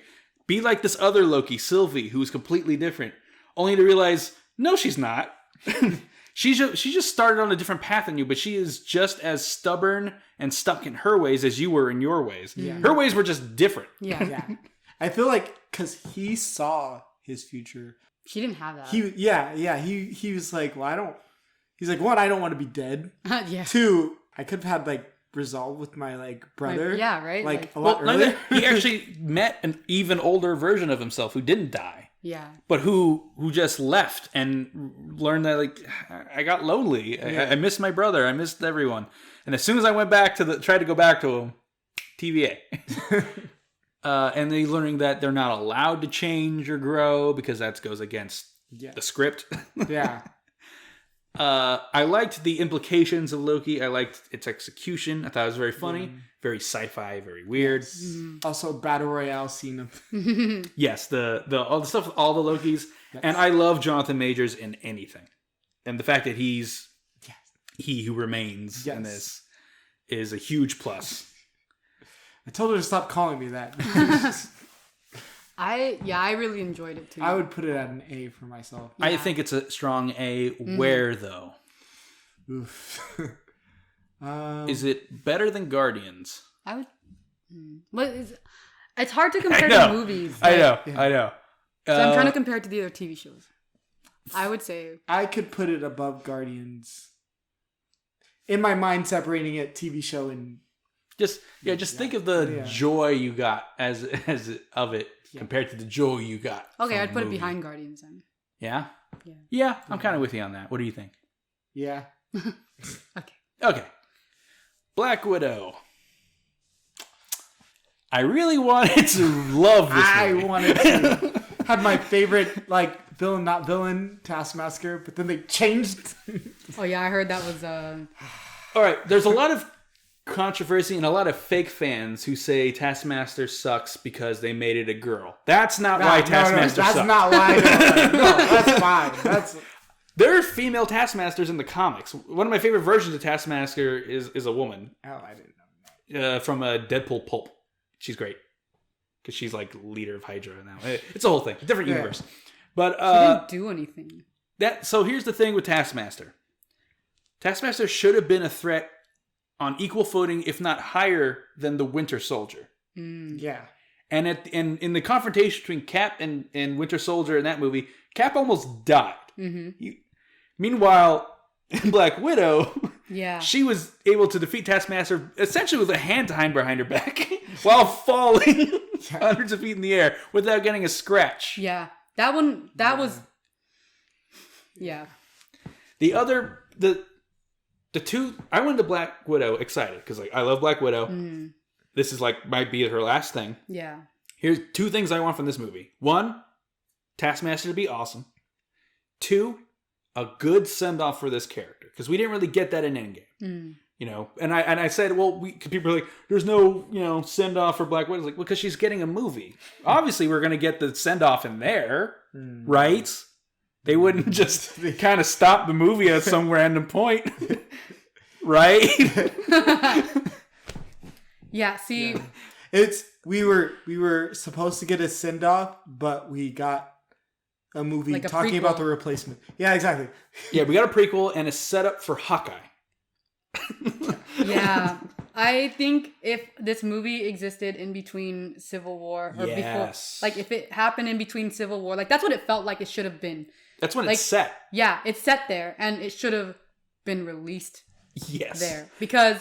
it would have been much more well received. Yes. Mm-hmm. Yeah. Because send off Black Widow with this movie wasn't really a send off. No, it was... I argue What If is a much better send off for Black Widow than the Black Widow movie. Yeah, and because Black Widow's one of my favorite characters. And even... I was like, I loved learning a lot more about her, but I kind of wish I learned this in the middle because then, I mean, I was already sobbing at Endgame when, every time I've seen Endgame 4 times or something. Every single time I'm like a sobbing mess when she dies every time. And this is I didn't know about Black Widow, obviously, right? It didn't come out yet. Yeah. So I think if I had seen this before Endgame, oh my God, I would have been on the floor of the theater, I feel like it would have been a lot more impactful. Yeah, her death. The thing that saves Black Widow is her family in the movie. Mm-hmm. They are all great. Yeah, they have really good chemistry with each other. Yelena is, I think, a great successor. Yes, top tier character. Red Guardian is hilarious. Yeah. I love those two, and if they weren't in this movie, this would be F tier, I think. Oh wow! For me, or maybe D. But with them and with the whole thing, I'm thinking C. C above Falcon Winter Soldier. Yeah. I agree, it's above Falcon Winter Soldier. I would say it's above Thor. Behind Thor. I would say behind Thor. You think it's better than Iron Man 2? Oh. Because I can maybe get behind it being better than Captain Marvel, although they're kind of the same in my mind. Yeah, okay. Unfortunately, the two female films are both... This is why I like WandaVision so much. You see what I mean? That's true. WandaVision, that's higher up. Yeah. You see what I mean now? No, you good point. What are we thinking? I'm fine either way. I would put it behind Marvel. All right. Okay. That's there. What If? This is another show I really liked that a lot of people didn't like. I liked People didn't like What If? Yeah. What? Why? Because it was dumb and it didn't make sense and dumb reasons they had to make up to justify their thoughts. Yeah. I actually... honestly, I don't know. Once I got into What If, it took me a minute, but once I watched all of it, I really enjoyed it. The only complaint I agree with is a lot too many episodes just end abruptly. But that's the point. They had to keep them quick. Originally, all these episodes were about 10 minutes longer, and then COVID hit, and they had to make cuts. Okay. So some of these were supposed to go a little longer. They just couldn't do it. So honestly, actually, I don't know. I don't agree with that. If it was longer, it would have been too much, I think, for me at least. Like, because these are supposed to be like little shocking endings. Yeah. Like it's not supposed to flesh out like so many things, because that's too much. Like, especially if you're doing different scenarios. Like if you flesh out every single scenario, like 40-50 minute episodes, even an hour, like that's a really long time. Like what if zombies? Right, perfect. Like pacing was fine. I say people didn't like the first episode because it's just first Avenger again, but I think that's a good first episode to ease people into the concept. Yeah. And then people didn't like zombies because the tone was all over the place. I like zombies. Zombies was funny. Which is like it's supposed to be goofy. Yeah. And I don't care if Spider-Man gives a serious monologue at the end. It's supposed to be a funny episode. Yeah. With a serious monologue at the end. Yeah, and maybe people went into the series thinking like too seriously, because these are literally just like, what if this happened, right? Yeah. Exactly. I love Black Panther as Star-Lord. Yeah, oh my god, that was one of the So that's the other thing. What if is surprisingly an amazing send-off for Black Panther and Black Widow. Yeah. Because like Black Panther, him as Star-Lord is great. I have the Star-Lord action figure behind us. Or it's behind those figures. I also got Heist Nebula and and actually Captain Carter. But him as Star-Lord is great. So much so that the actor Chadwick Boseman was going to, when he next played Black Panther, was going to basically just do Star-Lord T'Challa. Because he said, like, I love this version of the character. I'm going to integrate that into the main universe version. I want him to be sassier. I want him to have that kind of explorer's heart. And also they're doing a Marvel Zombies show, which is spinning off from the episode. They were also going to do a Star-Lord T'Challa show. And he was going to voice him in the show. That would have been great. But unfortunately, he passed. And all that went away. But I mean, he dies in a couple of the episodes. And we see him in the afterlife. And great send-off there. And Black Widow lives, we see a version of her where she's the only one who lives. And she gets to go to a different world where she died from episode 3. And be her in that world. Yeah, it is interesting that these were kind of better send-offs than the actual. I know. But it had one of my favorite villains, Ultron Infinite. So good. Bro. That was actually probably one of my favorite episodes. See the Watcher that was one of my favorite episodes. So when you see Ultron Infinite is probably the most powerful villain in any MCU thing ever so far. And it's in What If. It's just kind of like... It's over here. Don't worry about it. You don't even need to watch What If to get anything. But I love that it's this great little thing over here if you want it. I'm going to put What If in A. For me. I'd say either A or S. My brain is saying A, but my heart is saying S. Oh. But I'm fine with A. Yeah. I'm fine with A, though. Wait, because I do like WandaVision more. Yeah. I would say between Ragnarok and WandaVision. Really? I'm not sure I would say that even. Again, in my brain, just TV shows. I liked it. I'm thinking I liked it more than Loki. That's what I'm saying. I would put it. Okay, I would put it between Ragnarok and Black Panther. And sorry, in my head again, I am not seeing the movies. Okay. Yeah, sure. It's hard. It's hard to compare movies and TV shows because TV shows, they have a longer time to flesh out. I agree as far as shows go, it's between WandaVision and Loki. Yeah. As far as the movies go, I think it's between Ragnarok and Black Panther.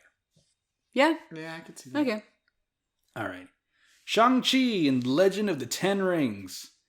I am so glad this movie's good. Because, one, I like Shang-Chi in the comics. Whenever he pops up, hey, Shang-Chi, he's going to team up with Spider-Man. That's great. I love what they did with the Mandarin. This is my favorite version of the Mandarin. I never cared or even liked the Mandarin in the comics. A little bit of a redemption. But he's like top tier villain in the MCU as a whole after this movie. They completely changed what the rings are. They were actually finger rings in the comics, and they all have a special power, but that's just the Infinity Stones. Yeah, we don't need that. So we'll do something else. I like, too, the idea that his dad is like this immortal warlord with this alien technology, and his mom is like this dragon-powered woman from another dimension. It's like finding out like your parents are a time traveler and Dracula. Like, it's like these are two completely unconnected, crazy things that I'm the child of. Yeah. I love that aspect of it, and that him using his dad's thing against this thing from his mom's world works, even though there's probably no connection between the two. It's not like they said these rings belong to the dragon. Like, no, it's something else. Like, we don't know what they are. It's just a coincidence. Did they ever say what the dimension was? Which dimension? What the dragons were in? Yeah. Taolo. In Marvel Comics, it's like the Chinese version of Asgard. So it's different from the one that was in Daredevil. Kung Lung? Kung Lung. It's similar. Kung Lung is more like a place in our world that you can't get to year round. You can only get to at certain points of the year. So, Taolo is another dimension. It's more like the dark dimension. I would put it B in between. I think that's Ant-Man, right? Mm-hmm. And Doctor Strange. Really? Yeah, I was looking there actually. Because I was looking there. Because look, I actually, it's interesting. So when I first watched Shang-Chi, I thought it was kind of like meh, but I watched it again and I really enjoyed it.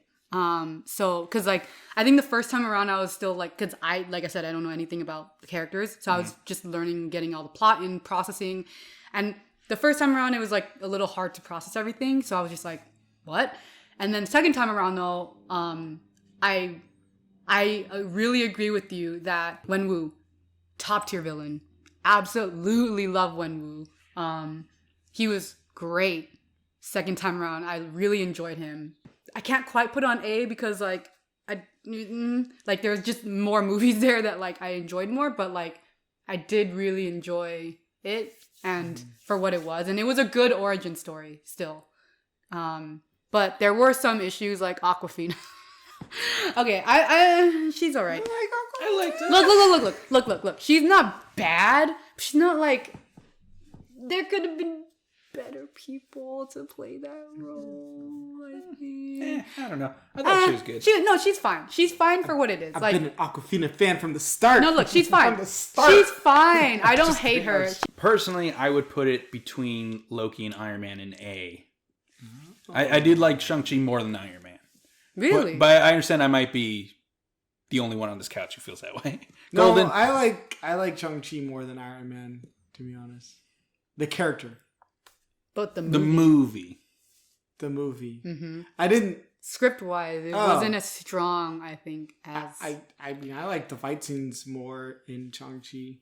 I thought they were cool. The bus scene was really cool. That's the problem. The bus scene's the best one, and it's the first one. Mm. Well, second one if you count the parent fight. Oh, also, I really wish that the sister was more of a role. Because they kind of just like, she's here. Yeah. I like her end credit scene. Yeah. That was great. Yeah. And I'm hoping, because there's rumors that she's getting her own show. Okay. A 10 Rings show. Then maybe, they'll flesh out her character. I just like, because they both had dealt with their parents. Mm. And arguably, she got it worse. Sure. Arguably, but whatever. Like, so like, it was kind of a little bit of both their origin stories in a way. And yes, because she is a villain. Yeah. Well, she loves her brother and they were aligned. Yeah. Well, but she's a head of a criminal empire. Well, no, at the end. But no, so I'm talking about before this. I mean, she already runs I know. But like before that, like when they were just defeating, they were having a common goal, like she was just kind of like hanging there. Like they built up her character like she's just as strong as Shang-Chi, if not more. She just doesn't have the rings. So like the fact that she didn't really play that huge a role in defeating sure. I feel like because they built it up. If they hadn't built that up, it would have been fine. But because they built it up and then like they just kind of forgot about her, it was like kind of like, why did you build her up then just to like make her do nothing at the end when she's literally as strong as her brother? And she runs this whole freaking criminal, like what? Why didn't she do more? Even though I did really enjoy it, like just I do think the final act has problems. Yeah. And in martial arts movie, it's not good to have your battle be between two dragons. Yeah, that too, right? Yeah. Because the fight with him and his dad is great, and then that's over, and then is two dragons hitting each other. Yeah. I wanted to put it in A tier, but because like the other movies in front of it are just objectively better, I can't put it in A. There's not that much more space in A tier. And I still have some still goings for A tier. Mm-hmm. Okay, so I could go for B. I could put it at the head of B. Yeah. For now. Yeah, I can do that. Eternals. I wanted it to be good, so I liked Eternals. I liked it too. No, see none of these movies that were like ranking kind of bad. We just have to be really nitpicky. Yeah. The only one objectively that we hate is Dark World. I honestly don't even hate Dark World. Okay, yeah, true. We don't hate any of the movies. But it's probably the one I've maybe seen the I least. thought the Darcy scenes were good in Dark World. yeah. Darcy's funny. I liked the final battle. The final battle was like We're talking about Eternals. Anyway. This is already going on way too long. Sorry. I would say I would put it at D or C. Really? I would put it in B. I would say C. Really? Yes. I liked it more than Thor. I did like it more than Thor as well. I know it's hard to... Because this is another team-up movie. I could do top of C or bottom of B. Top of C. Okay, I can live with that. Because, funny thing about Eternals, it was inspired by Man of Steel. The director loves Man of Steel, and she loves the Eternals comics. She actually read the comics. And when Marvel approached her to direct a movie to do Black Widow, she's like, are you guys doing Eternals? I would love to do Eternals. And they're like, Okay. we could do Eternals. I would just put it above, top of C, because like I like the world building that they do in Eternals a lot. Yes, I love the characters and how they interact with each other. I love the villain reveal in that film. Mm-hmm. But I get that it's maybe a little slow and boring for people. Because it is slow and boring. And but I like that stuff. It sets up I think the main thing with this movie is it's hard to relate to the other ones because this movie's just like, I mean, it's set now, like, or it's 7 days after Endgame. It's set over, 20,000 years? Something like that? Well, no, it's also, I mean... Or 9,000 It's set a week after Endgame, I believe. The main story, yes. Yeah, the main story. It stretches. Yeah, right. It goes back. Throughout but the beginning of humanity. Yeah, it's hard because some people might be used to that more fast-paced, action-y type. And I don't mind that it was like kind of slow. I liked learning about the world and about Celestials more. I liked all the characters. Yeah. Even the characters I'm not supposed to like Sprite or Icarus. Yeah. I like them a lot, actually. Yeah, I don't think it's a bad movie. But Festus... People have problems with Sprite. She's kind of annoying, but I like her. But yeah, Festus, I think, is top tier. What's her name? Makari? We didn't get really a ton of time with her, but her powers were so cool. She's the one that's... She's the speedster. Speedster, yeah. Because the mute they one. didn't do any slow-mo. Yeah. It was all real-time look at how her powers are. And it's such a fresh take on that power. Okay. Hawkeye. Christmas show. I loved it. I loved it too. I really enjoyed Hawkeye. I would say there's no bad episode of Hawkeye. Yeah. It's not like this good, good, eh. Yeah. It's like good. As far as TV shows go, I would put it on A. Yeah. But not before. I would say I liked it more than... See, I liked Loki more. Yeah, I liked Loki more. I would... I liked it about the same. Okay. Yeah. For me. I'd either be willing to put it next to Loki or on B tier. I'd say next to Loki. I wouldn't even care I'm where thinking on B tier. after or before Iron Man here. Between these two is where I'm thinking. Sure. Yeah. Okay. Spider-Man No Way Home.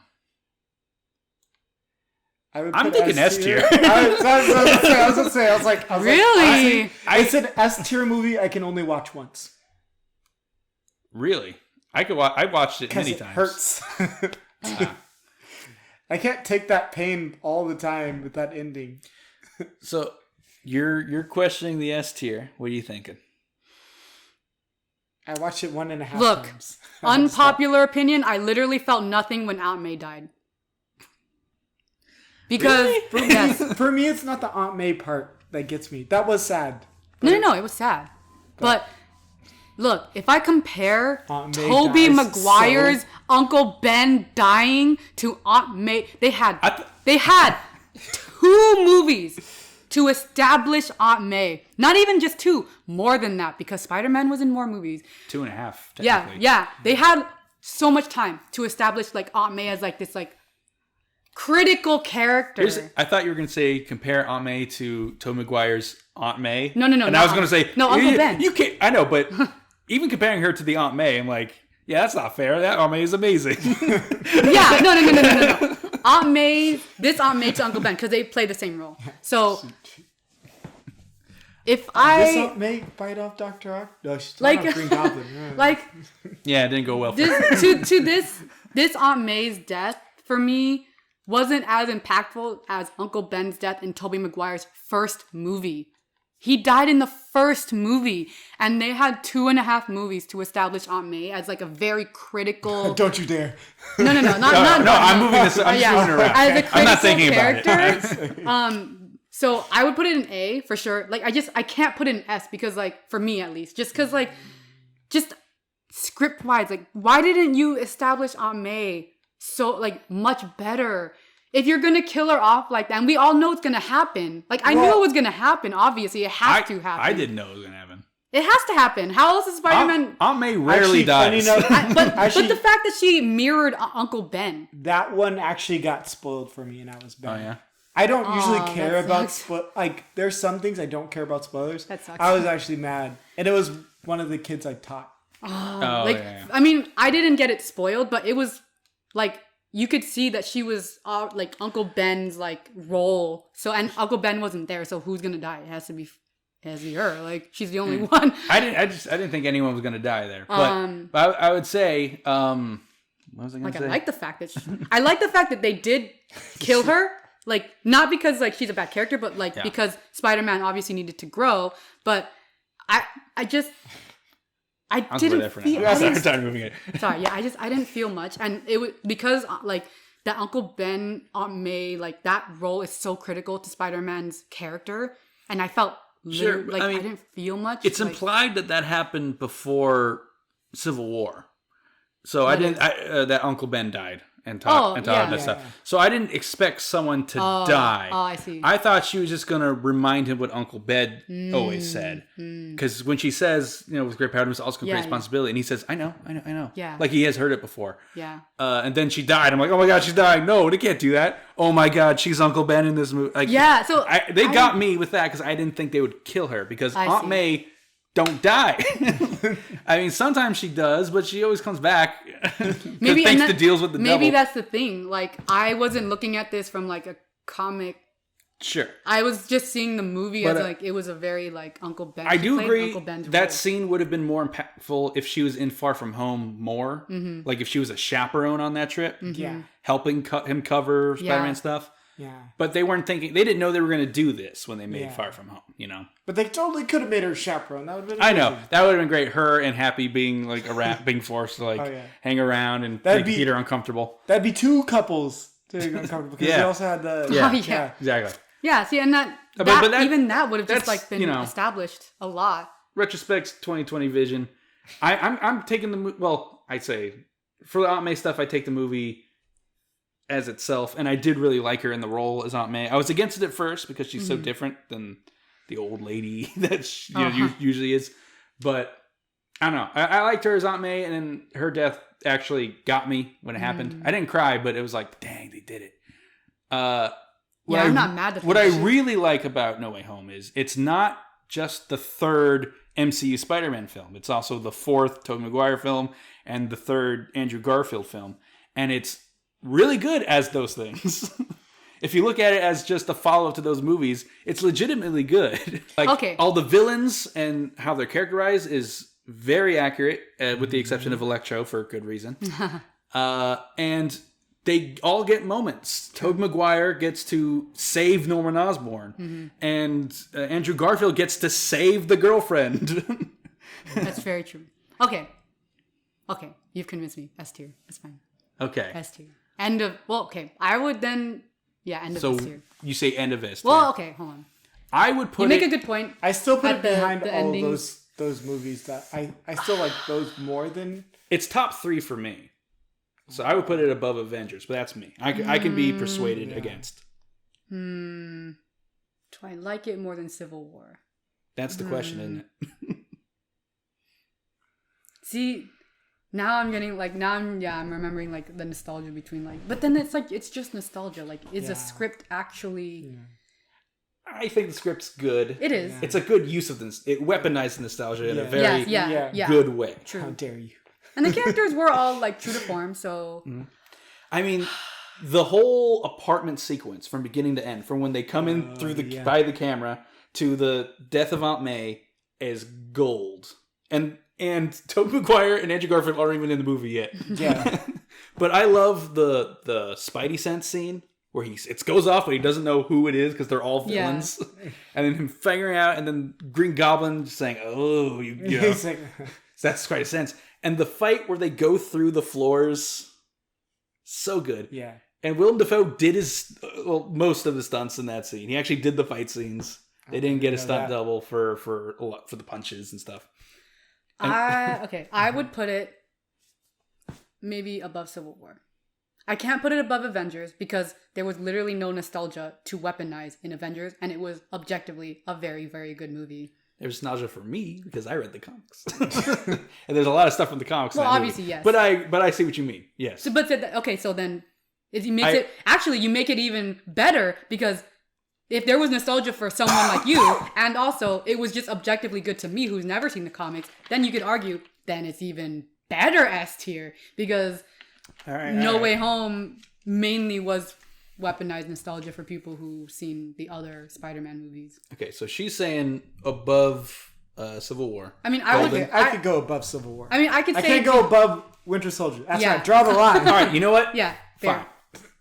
But for you and me, personally, right after Infinity War. But I'm fine with it here. At least you got your S tier. Just take the S tier. Yeah, I know. Take the S tier. I know. I had to give a the deal. Take it. I had to give a Kill a Mockingbird like speech. You convinced me. Okay, but I got that's fine. I got it. All right. I got my courtroom moment. Yeah. Okay, so now we're getting to some stuff we haven't all seen. Moon Knight. I have not. So I haven't seen Moon Knight yet. So it's going to be. We have. I liked it, but I wanted to like it more. I felt that some of it had to have a little bit more depth for some of the characters. I felt like we should have gotten to know. Well, don't give too many spoilers. Okay. I feel like I feel like from this point on, we shouldn't really delve too much into spoilers because these are the newest things. These last 4, but hint around. I guess. I felt like we should have gotten to know gods a little bit more. Yeah, I thought they were going to pick that up in Thor 4, and they didn't. But that didn't bother me too much. And Oscar Isaac, amazing freaking actor. So I have a nice thing to say or sum up about all the shows. Like WandaVision is like the one made best for me. I think Loki was kind of the most crazy out there, interesting. And I think Moon Knight is the most consistently great from beginning to end. Kind of like Hawkeye. Hawkeye is also consistently good. Yeah. Moon Knight is pretty much just good. But it's also kind of like a movie that they cut up. Oh. With like 1 or 2 episodes feeling like standalone episodes. But I love Oscar Isaac's performances in this show. The superhero stuff was also pretty good. It didn't really come together till the end. But it's supposed to. Yeah. And the villain was kind of whatever for the most part. I could put it. I like the villain. I feel like he just didn't do much. I could put it either top of C or bottom of B. Really, I would say bottom of A. Bottom of A. Well, I'm also reserving. Okay. See, I don't know if it's for me. It's around Shang-Chi. Yeah. So I don't know if it's before or after Shang-Chi. Okay, that's true. I guess I was like just looking. I could put it on B. I guess I could say. I think it deserves an A. An A? Okay. Wait, how many more do we have left? We have 3 more after this one. Oh, okay. I thought we had. Oh, okay. I'm thinking we. Yeah. Okay. That's bottom of A. That's fine. Okay. Multiverse of Madness. This is a controversial one, I guess. I don't know why. This is where we're getting into the we might disagree phase. I mean, we've already disagreed on some stuff, but So yes, I liked Multiverse of Madness more than Doctor Strange 1. Can we all agree on that? Definitely. I Yes. can say that. Okay, good. I was worried, oh no, we're worse than I thought. Okay, I really liked this movie. yeah. Can we avoid spoilers on this one? Wait, What? who hasn't seen No, it? here's we've all seen it, but I'm worried about the viewers because this is a Oh. relatively new movie. Hey, okay. I think we can do it without spoilers. Here's what Yeah. here's what I'm going to say. On the count of 3, we will each say a letter Okay. that we think it should be on. Okay. And if it's greatly different, then we're going to have to spoil the movie Okay. in our Okay. discussion. Well, let me think where I would want it, actually. Okay, I got it. You guys go? Mm-hmm. Yep. All right. 1, 2, 3, A. S. Oh. Oh, dang. I was gonna say top of B, but I could do A. I could come down to A. Okay. You don't have to. Okay. I could do discuss the that end one of A. more. Yeah, so you're saying the end of A. Yeah. I I can't Actually, say. yeah, I'd actually go back down to A just because of what they did. to a character. I would say Characters. Oh, That helps. Yes. that okay. Characters. There's multiple scenes in this movie that I love, and I think the one you're talking about is one of them. A lot of people didn't like the villain in this movie. Mm. I didn't like who the villain was, but I love the villain in this. If that makes any sense. Okay. Oh, I absolutely loved the makes- villain. that makes The villain was like, it's like, I can't believe they're doing this, but it's so good. It's- I thoroughly enjoyed the movie. and I do love to. I don't know if it's intentional, but the title of the movie is also kind of a spoiler. The title? The initials, Multiverse of Madness. Oh.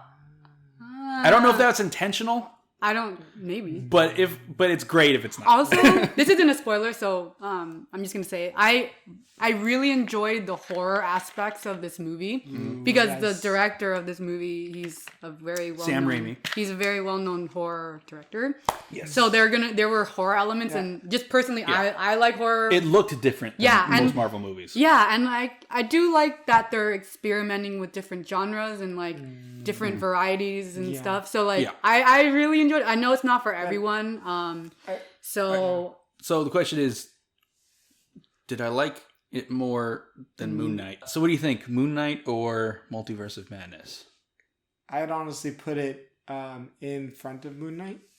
Again, my whole thing of TV shows and movies. I'm happy. I'm fine with that Yeah. for now. Ms. Marvel. I haven't seen Miss Marvel. You also have not either, seen that. so- Okay. Here's my thing with Ms. Marvel. The first 2.5 episodes are so good. They are amazing. Actually, I'd argue the full third episode. I was gonna say I can go for you the first 3. And the finale is really good. I like that it's not just fight bad guy. 3rd episode they go somewhere, right? No, third episode's the wedding. Oh, okay.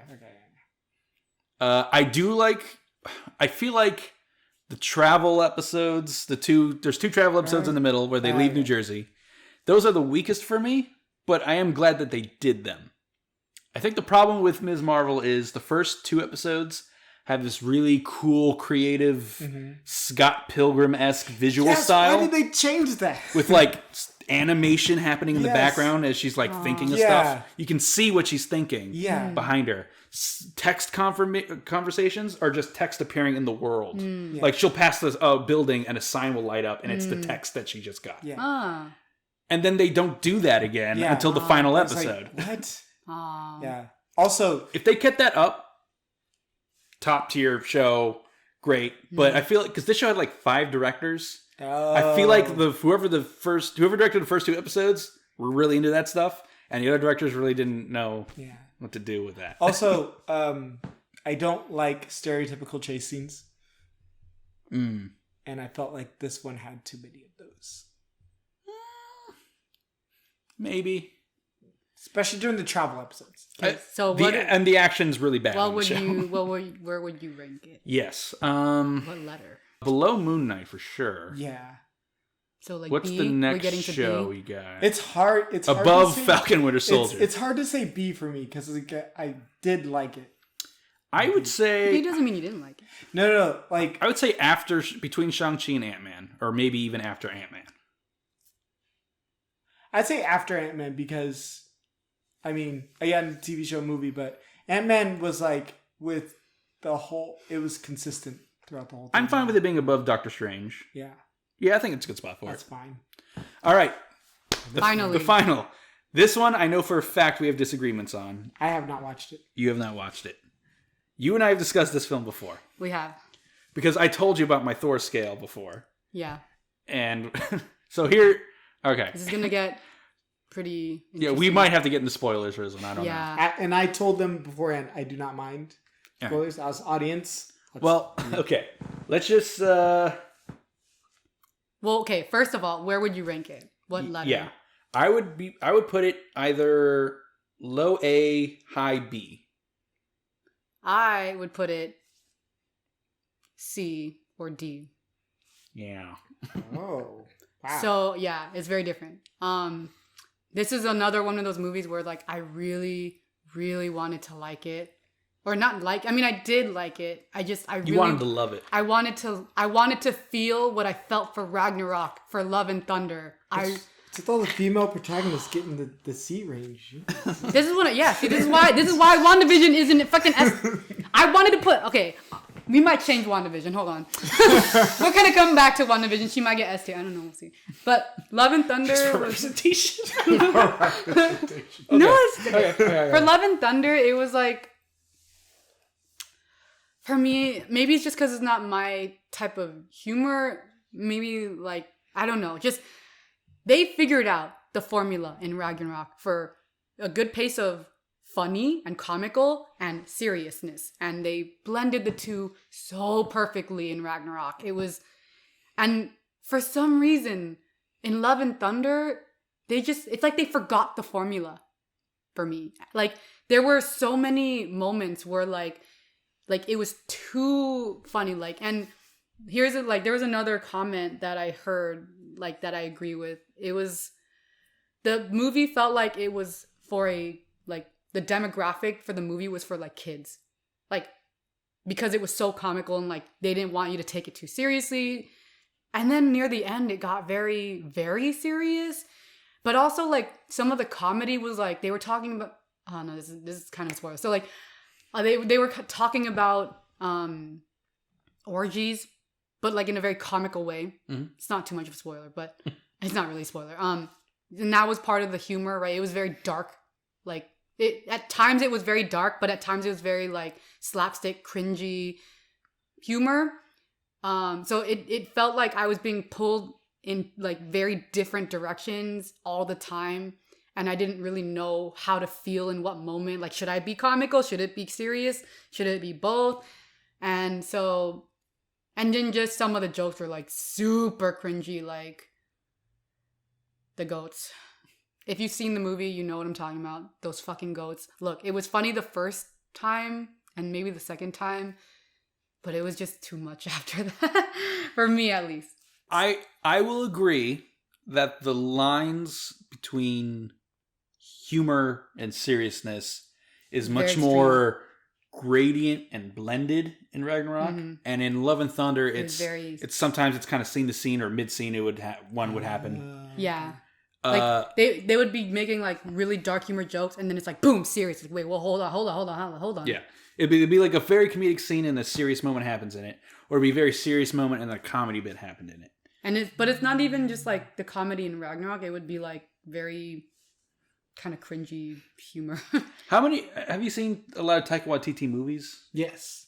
Okay, trying to think how to compare them. It's like Ragnarok is more in line with Jojo Rabbit, maybe. Okay. And Love and Thunder is more like What We Do in the Shadows. Oh. Okay. But swap the seriousness levels. Not the amounts, but like, how much. Because Jojo Rabbit is about Nazis. Yeah. and What We Do in the Shadows is a comedy about vampires. The TV show, right? No. The movie. The movie? The movie, okay. Yeah, because he directed both those. Yeah. He wrote and directed those movies. So the comedy really blends well with the seriousness in Jojo Rabbit. And in What We Do in Shadows, it's a comedy with some serious moments sprinkled in near the end. It's more sprinkled out throughout, and it's more abrupt because it's about very serious things. Okay. Very dark things. But it's in a comedy.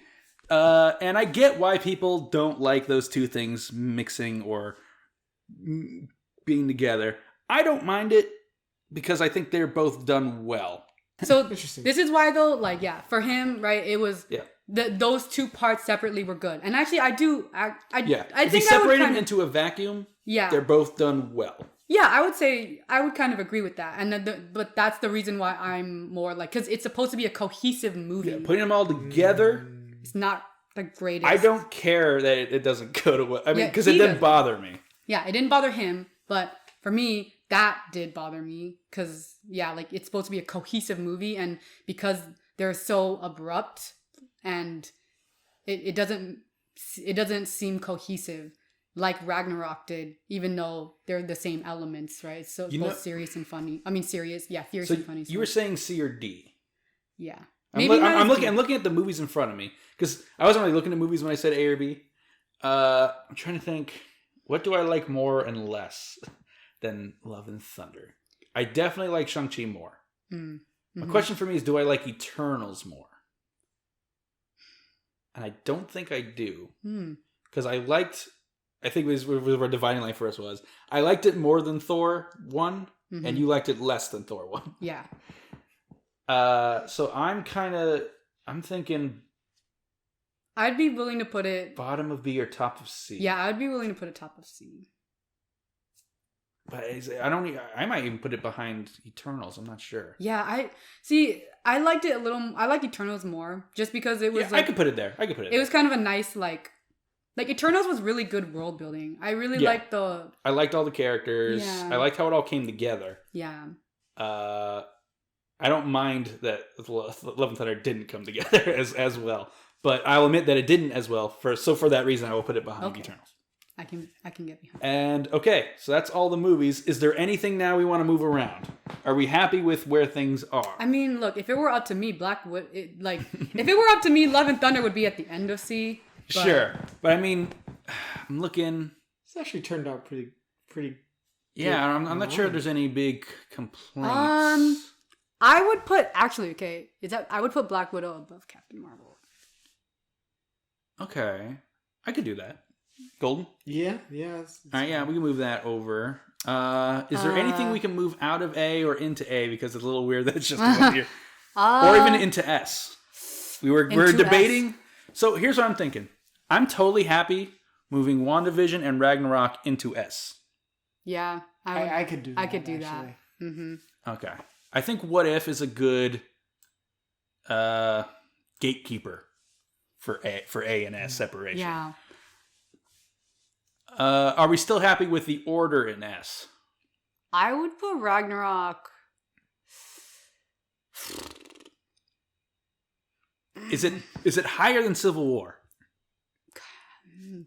Because I feel like it should be. Yeah, I think it can be. Yeah. I think it is. I don't know. I can't put it above No Way Home personally, but it also feels weird to me that Winter Soldier is so high, even though I did fight to put it there.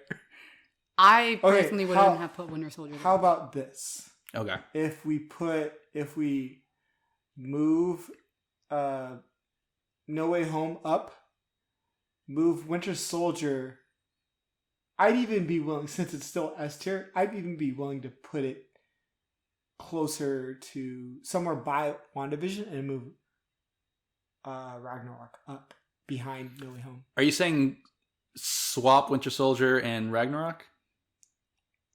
Yeah, I could do that. Oh, yeah, I could do that. But No Way Home before Ragnarok. Oh, I see what you're saying. Yeah. So there. Right there. And then your choice of where WandaVision on there goes. I'm fine with WandaVision where it is. I don't think it's... Yeah, I don't know. Yeah, I'm fine with that. I don't know. What do you think? Yeah, I can do this. Yeah. Okay. I mean, I could move Ms. Marvel down more if Golden wants to. He's taking a picture. I like it. Miss Marvel down. Yeah, if you want to like kick it down the B road a little, I would be fine with that. Miss Marvel, yeah. I wouldn't put it behind Captain America. So like, yeah, that. there, That's fine. Wait, where's Captain America right now? right here, Oh, the first Avenger. I would put that. I liked it a lot more than Doctor Strange. And Doctor Strange is like the third one. Yeah, Doctor Strange does feel a little high. Yeah. I don't know. What do you think, Golden? Like, I would move Doctor Strange after Captain America. In between Captain America. Yeah, because and- I can't put it. Yeah, I would. I would put it in between that's them. good. Yeah, between First Avenger and Far From Home. Yeah. Okay. All right. I can live with that. Incredible Hulk, we're fine with it being there between Far From Home and Ant-Man and the Wasp. Yeah. Because I do think it's better than Ant-Man and the Wasp. Yeah. I do like it. I think it's a very funny movie, but I think Incredible Hulk is underrated. Mm. People have a bad opinion of the movie. I think it's pretty good. Okay, I think this is it. Yeah. I think we got our list. All right, let me take a picture. Yeah, update your picture. Actually. So yeah, this is our our official I- awkward mafia list. I'm satisfied with it. I don't Yeah. know about you guys. Yes. It's long and grueling, but See, at least we know there's no other F or D tier. See, like, these movies aren't like terrible. They're just those two. No, were- like if your worst movie is Dark World, you're doing fine. yeah. Yeah. There was no other movie I mean- that was worse than that. F tier and D tier each only have one movie on them. Yeah, because it's like it's hard to yeah. do that badly. Yeah, so it's like there's a power gap, you know? It's like Yep. F tier, power gap. Yeah, the rest of it's so weird. Like those two, I don't know what happened during those two movies. Just It's phase 2 was kind of a weird time. yeah, You know, they had the highs of Avengers, and they didn't know what to do next. yeah. They were still figuring out what to do. I Yeah. guess Like, well, Joss they Whedon, had too much power. Joss Whedon directed the first one, so he should come back for the second one. It's like, yeah, maybe not. I don't think he can handle it. With great power comes great responsibility. Yeah. It is a shame James Spader never came back. I do love that actor, and I thought he was a pretty good Ultron. A good, interesting take on the character. Yeah. That is our Yeah. MCU list. Thank you all for watching with us. Let us know where you agree and disagree. And like put reasons. Don't just say it because there's nothing I can do with that information. Saying this should have been here. Okay, why? Let me know why. Yeah. And we can talk about it. Also, don't forget to like, comment, subscribe, and support us on Patreon. We have a Patreon. Yes. Actually, I don't know if this is coming out before that. You know what? This video is going to come out after that. I just decided. Yeah, because I didn't mention. Yeah. It's fine. Well, that's everything. Yeah. Anything Thanks else? for watching. Like, comment, subscribe. Yeah. All that jazz. Yeah. Bye, everybody. Ah. That took I way have to use longer. about- Yeah, me too. Yes, that took like 2 hours. Wow.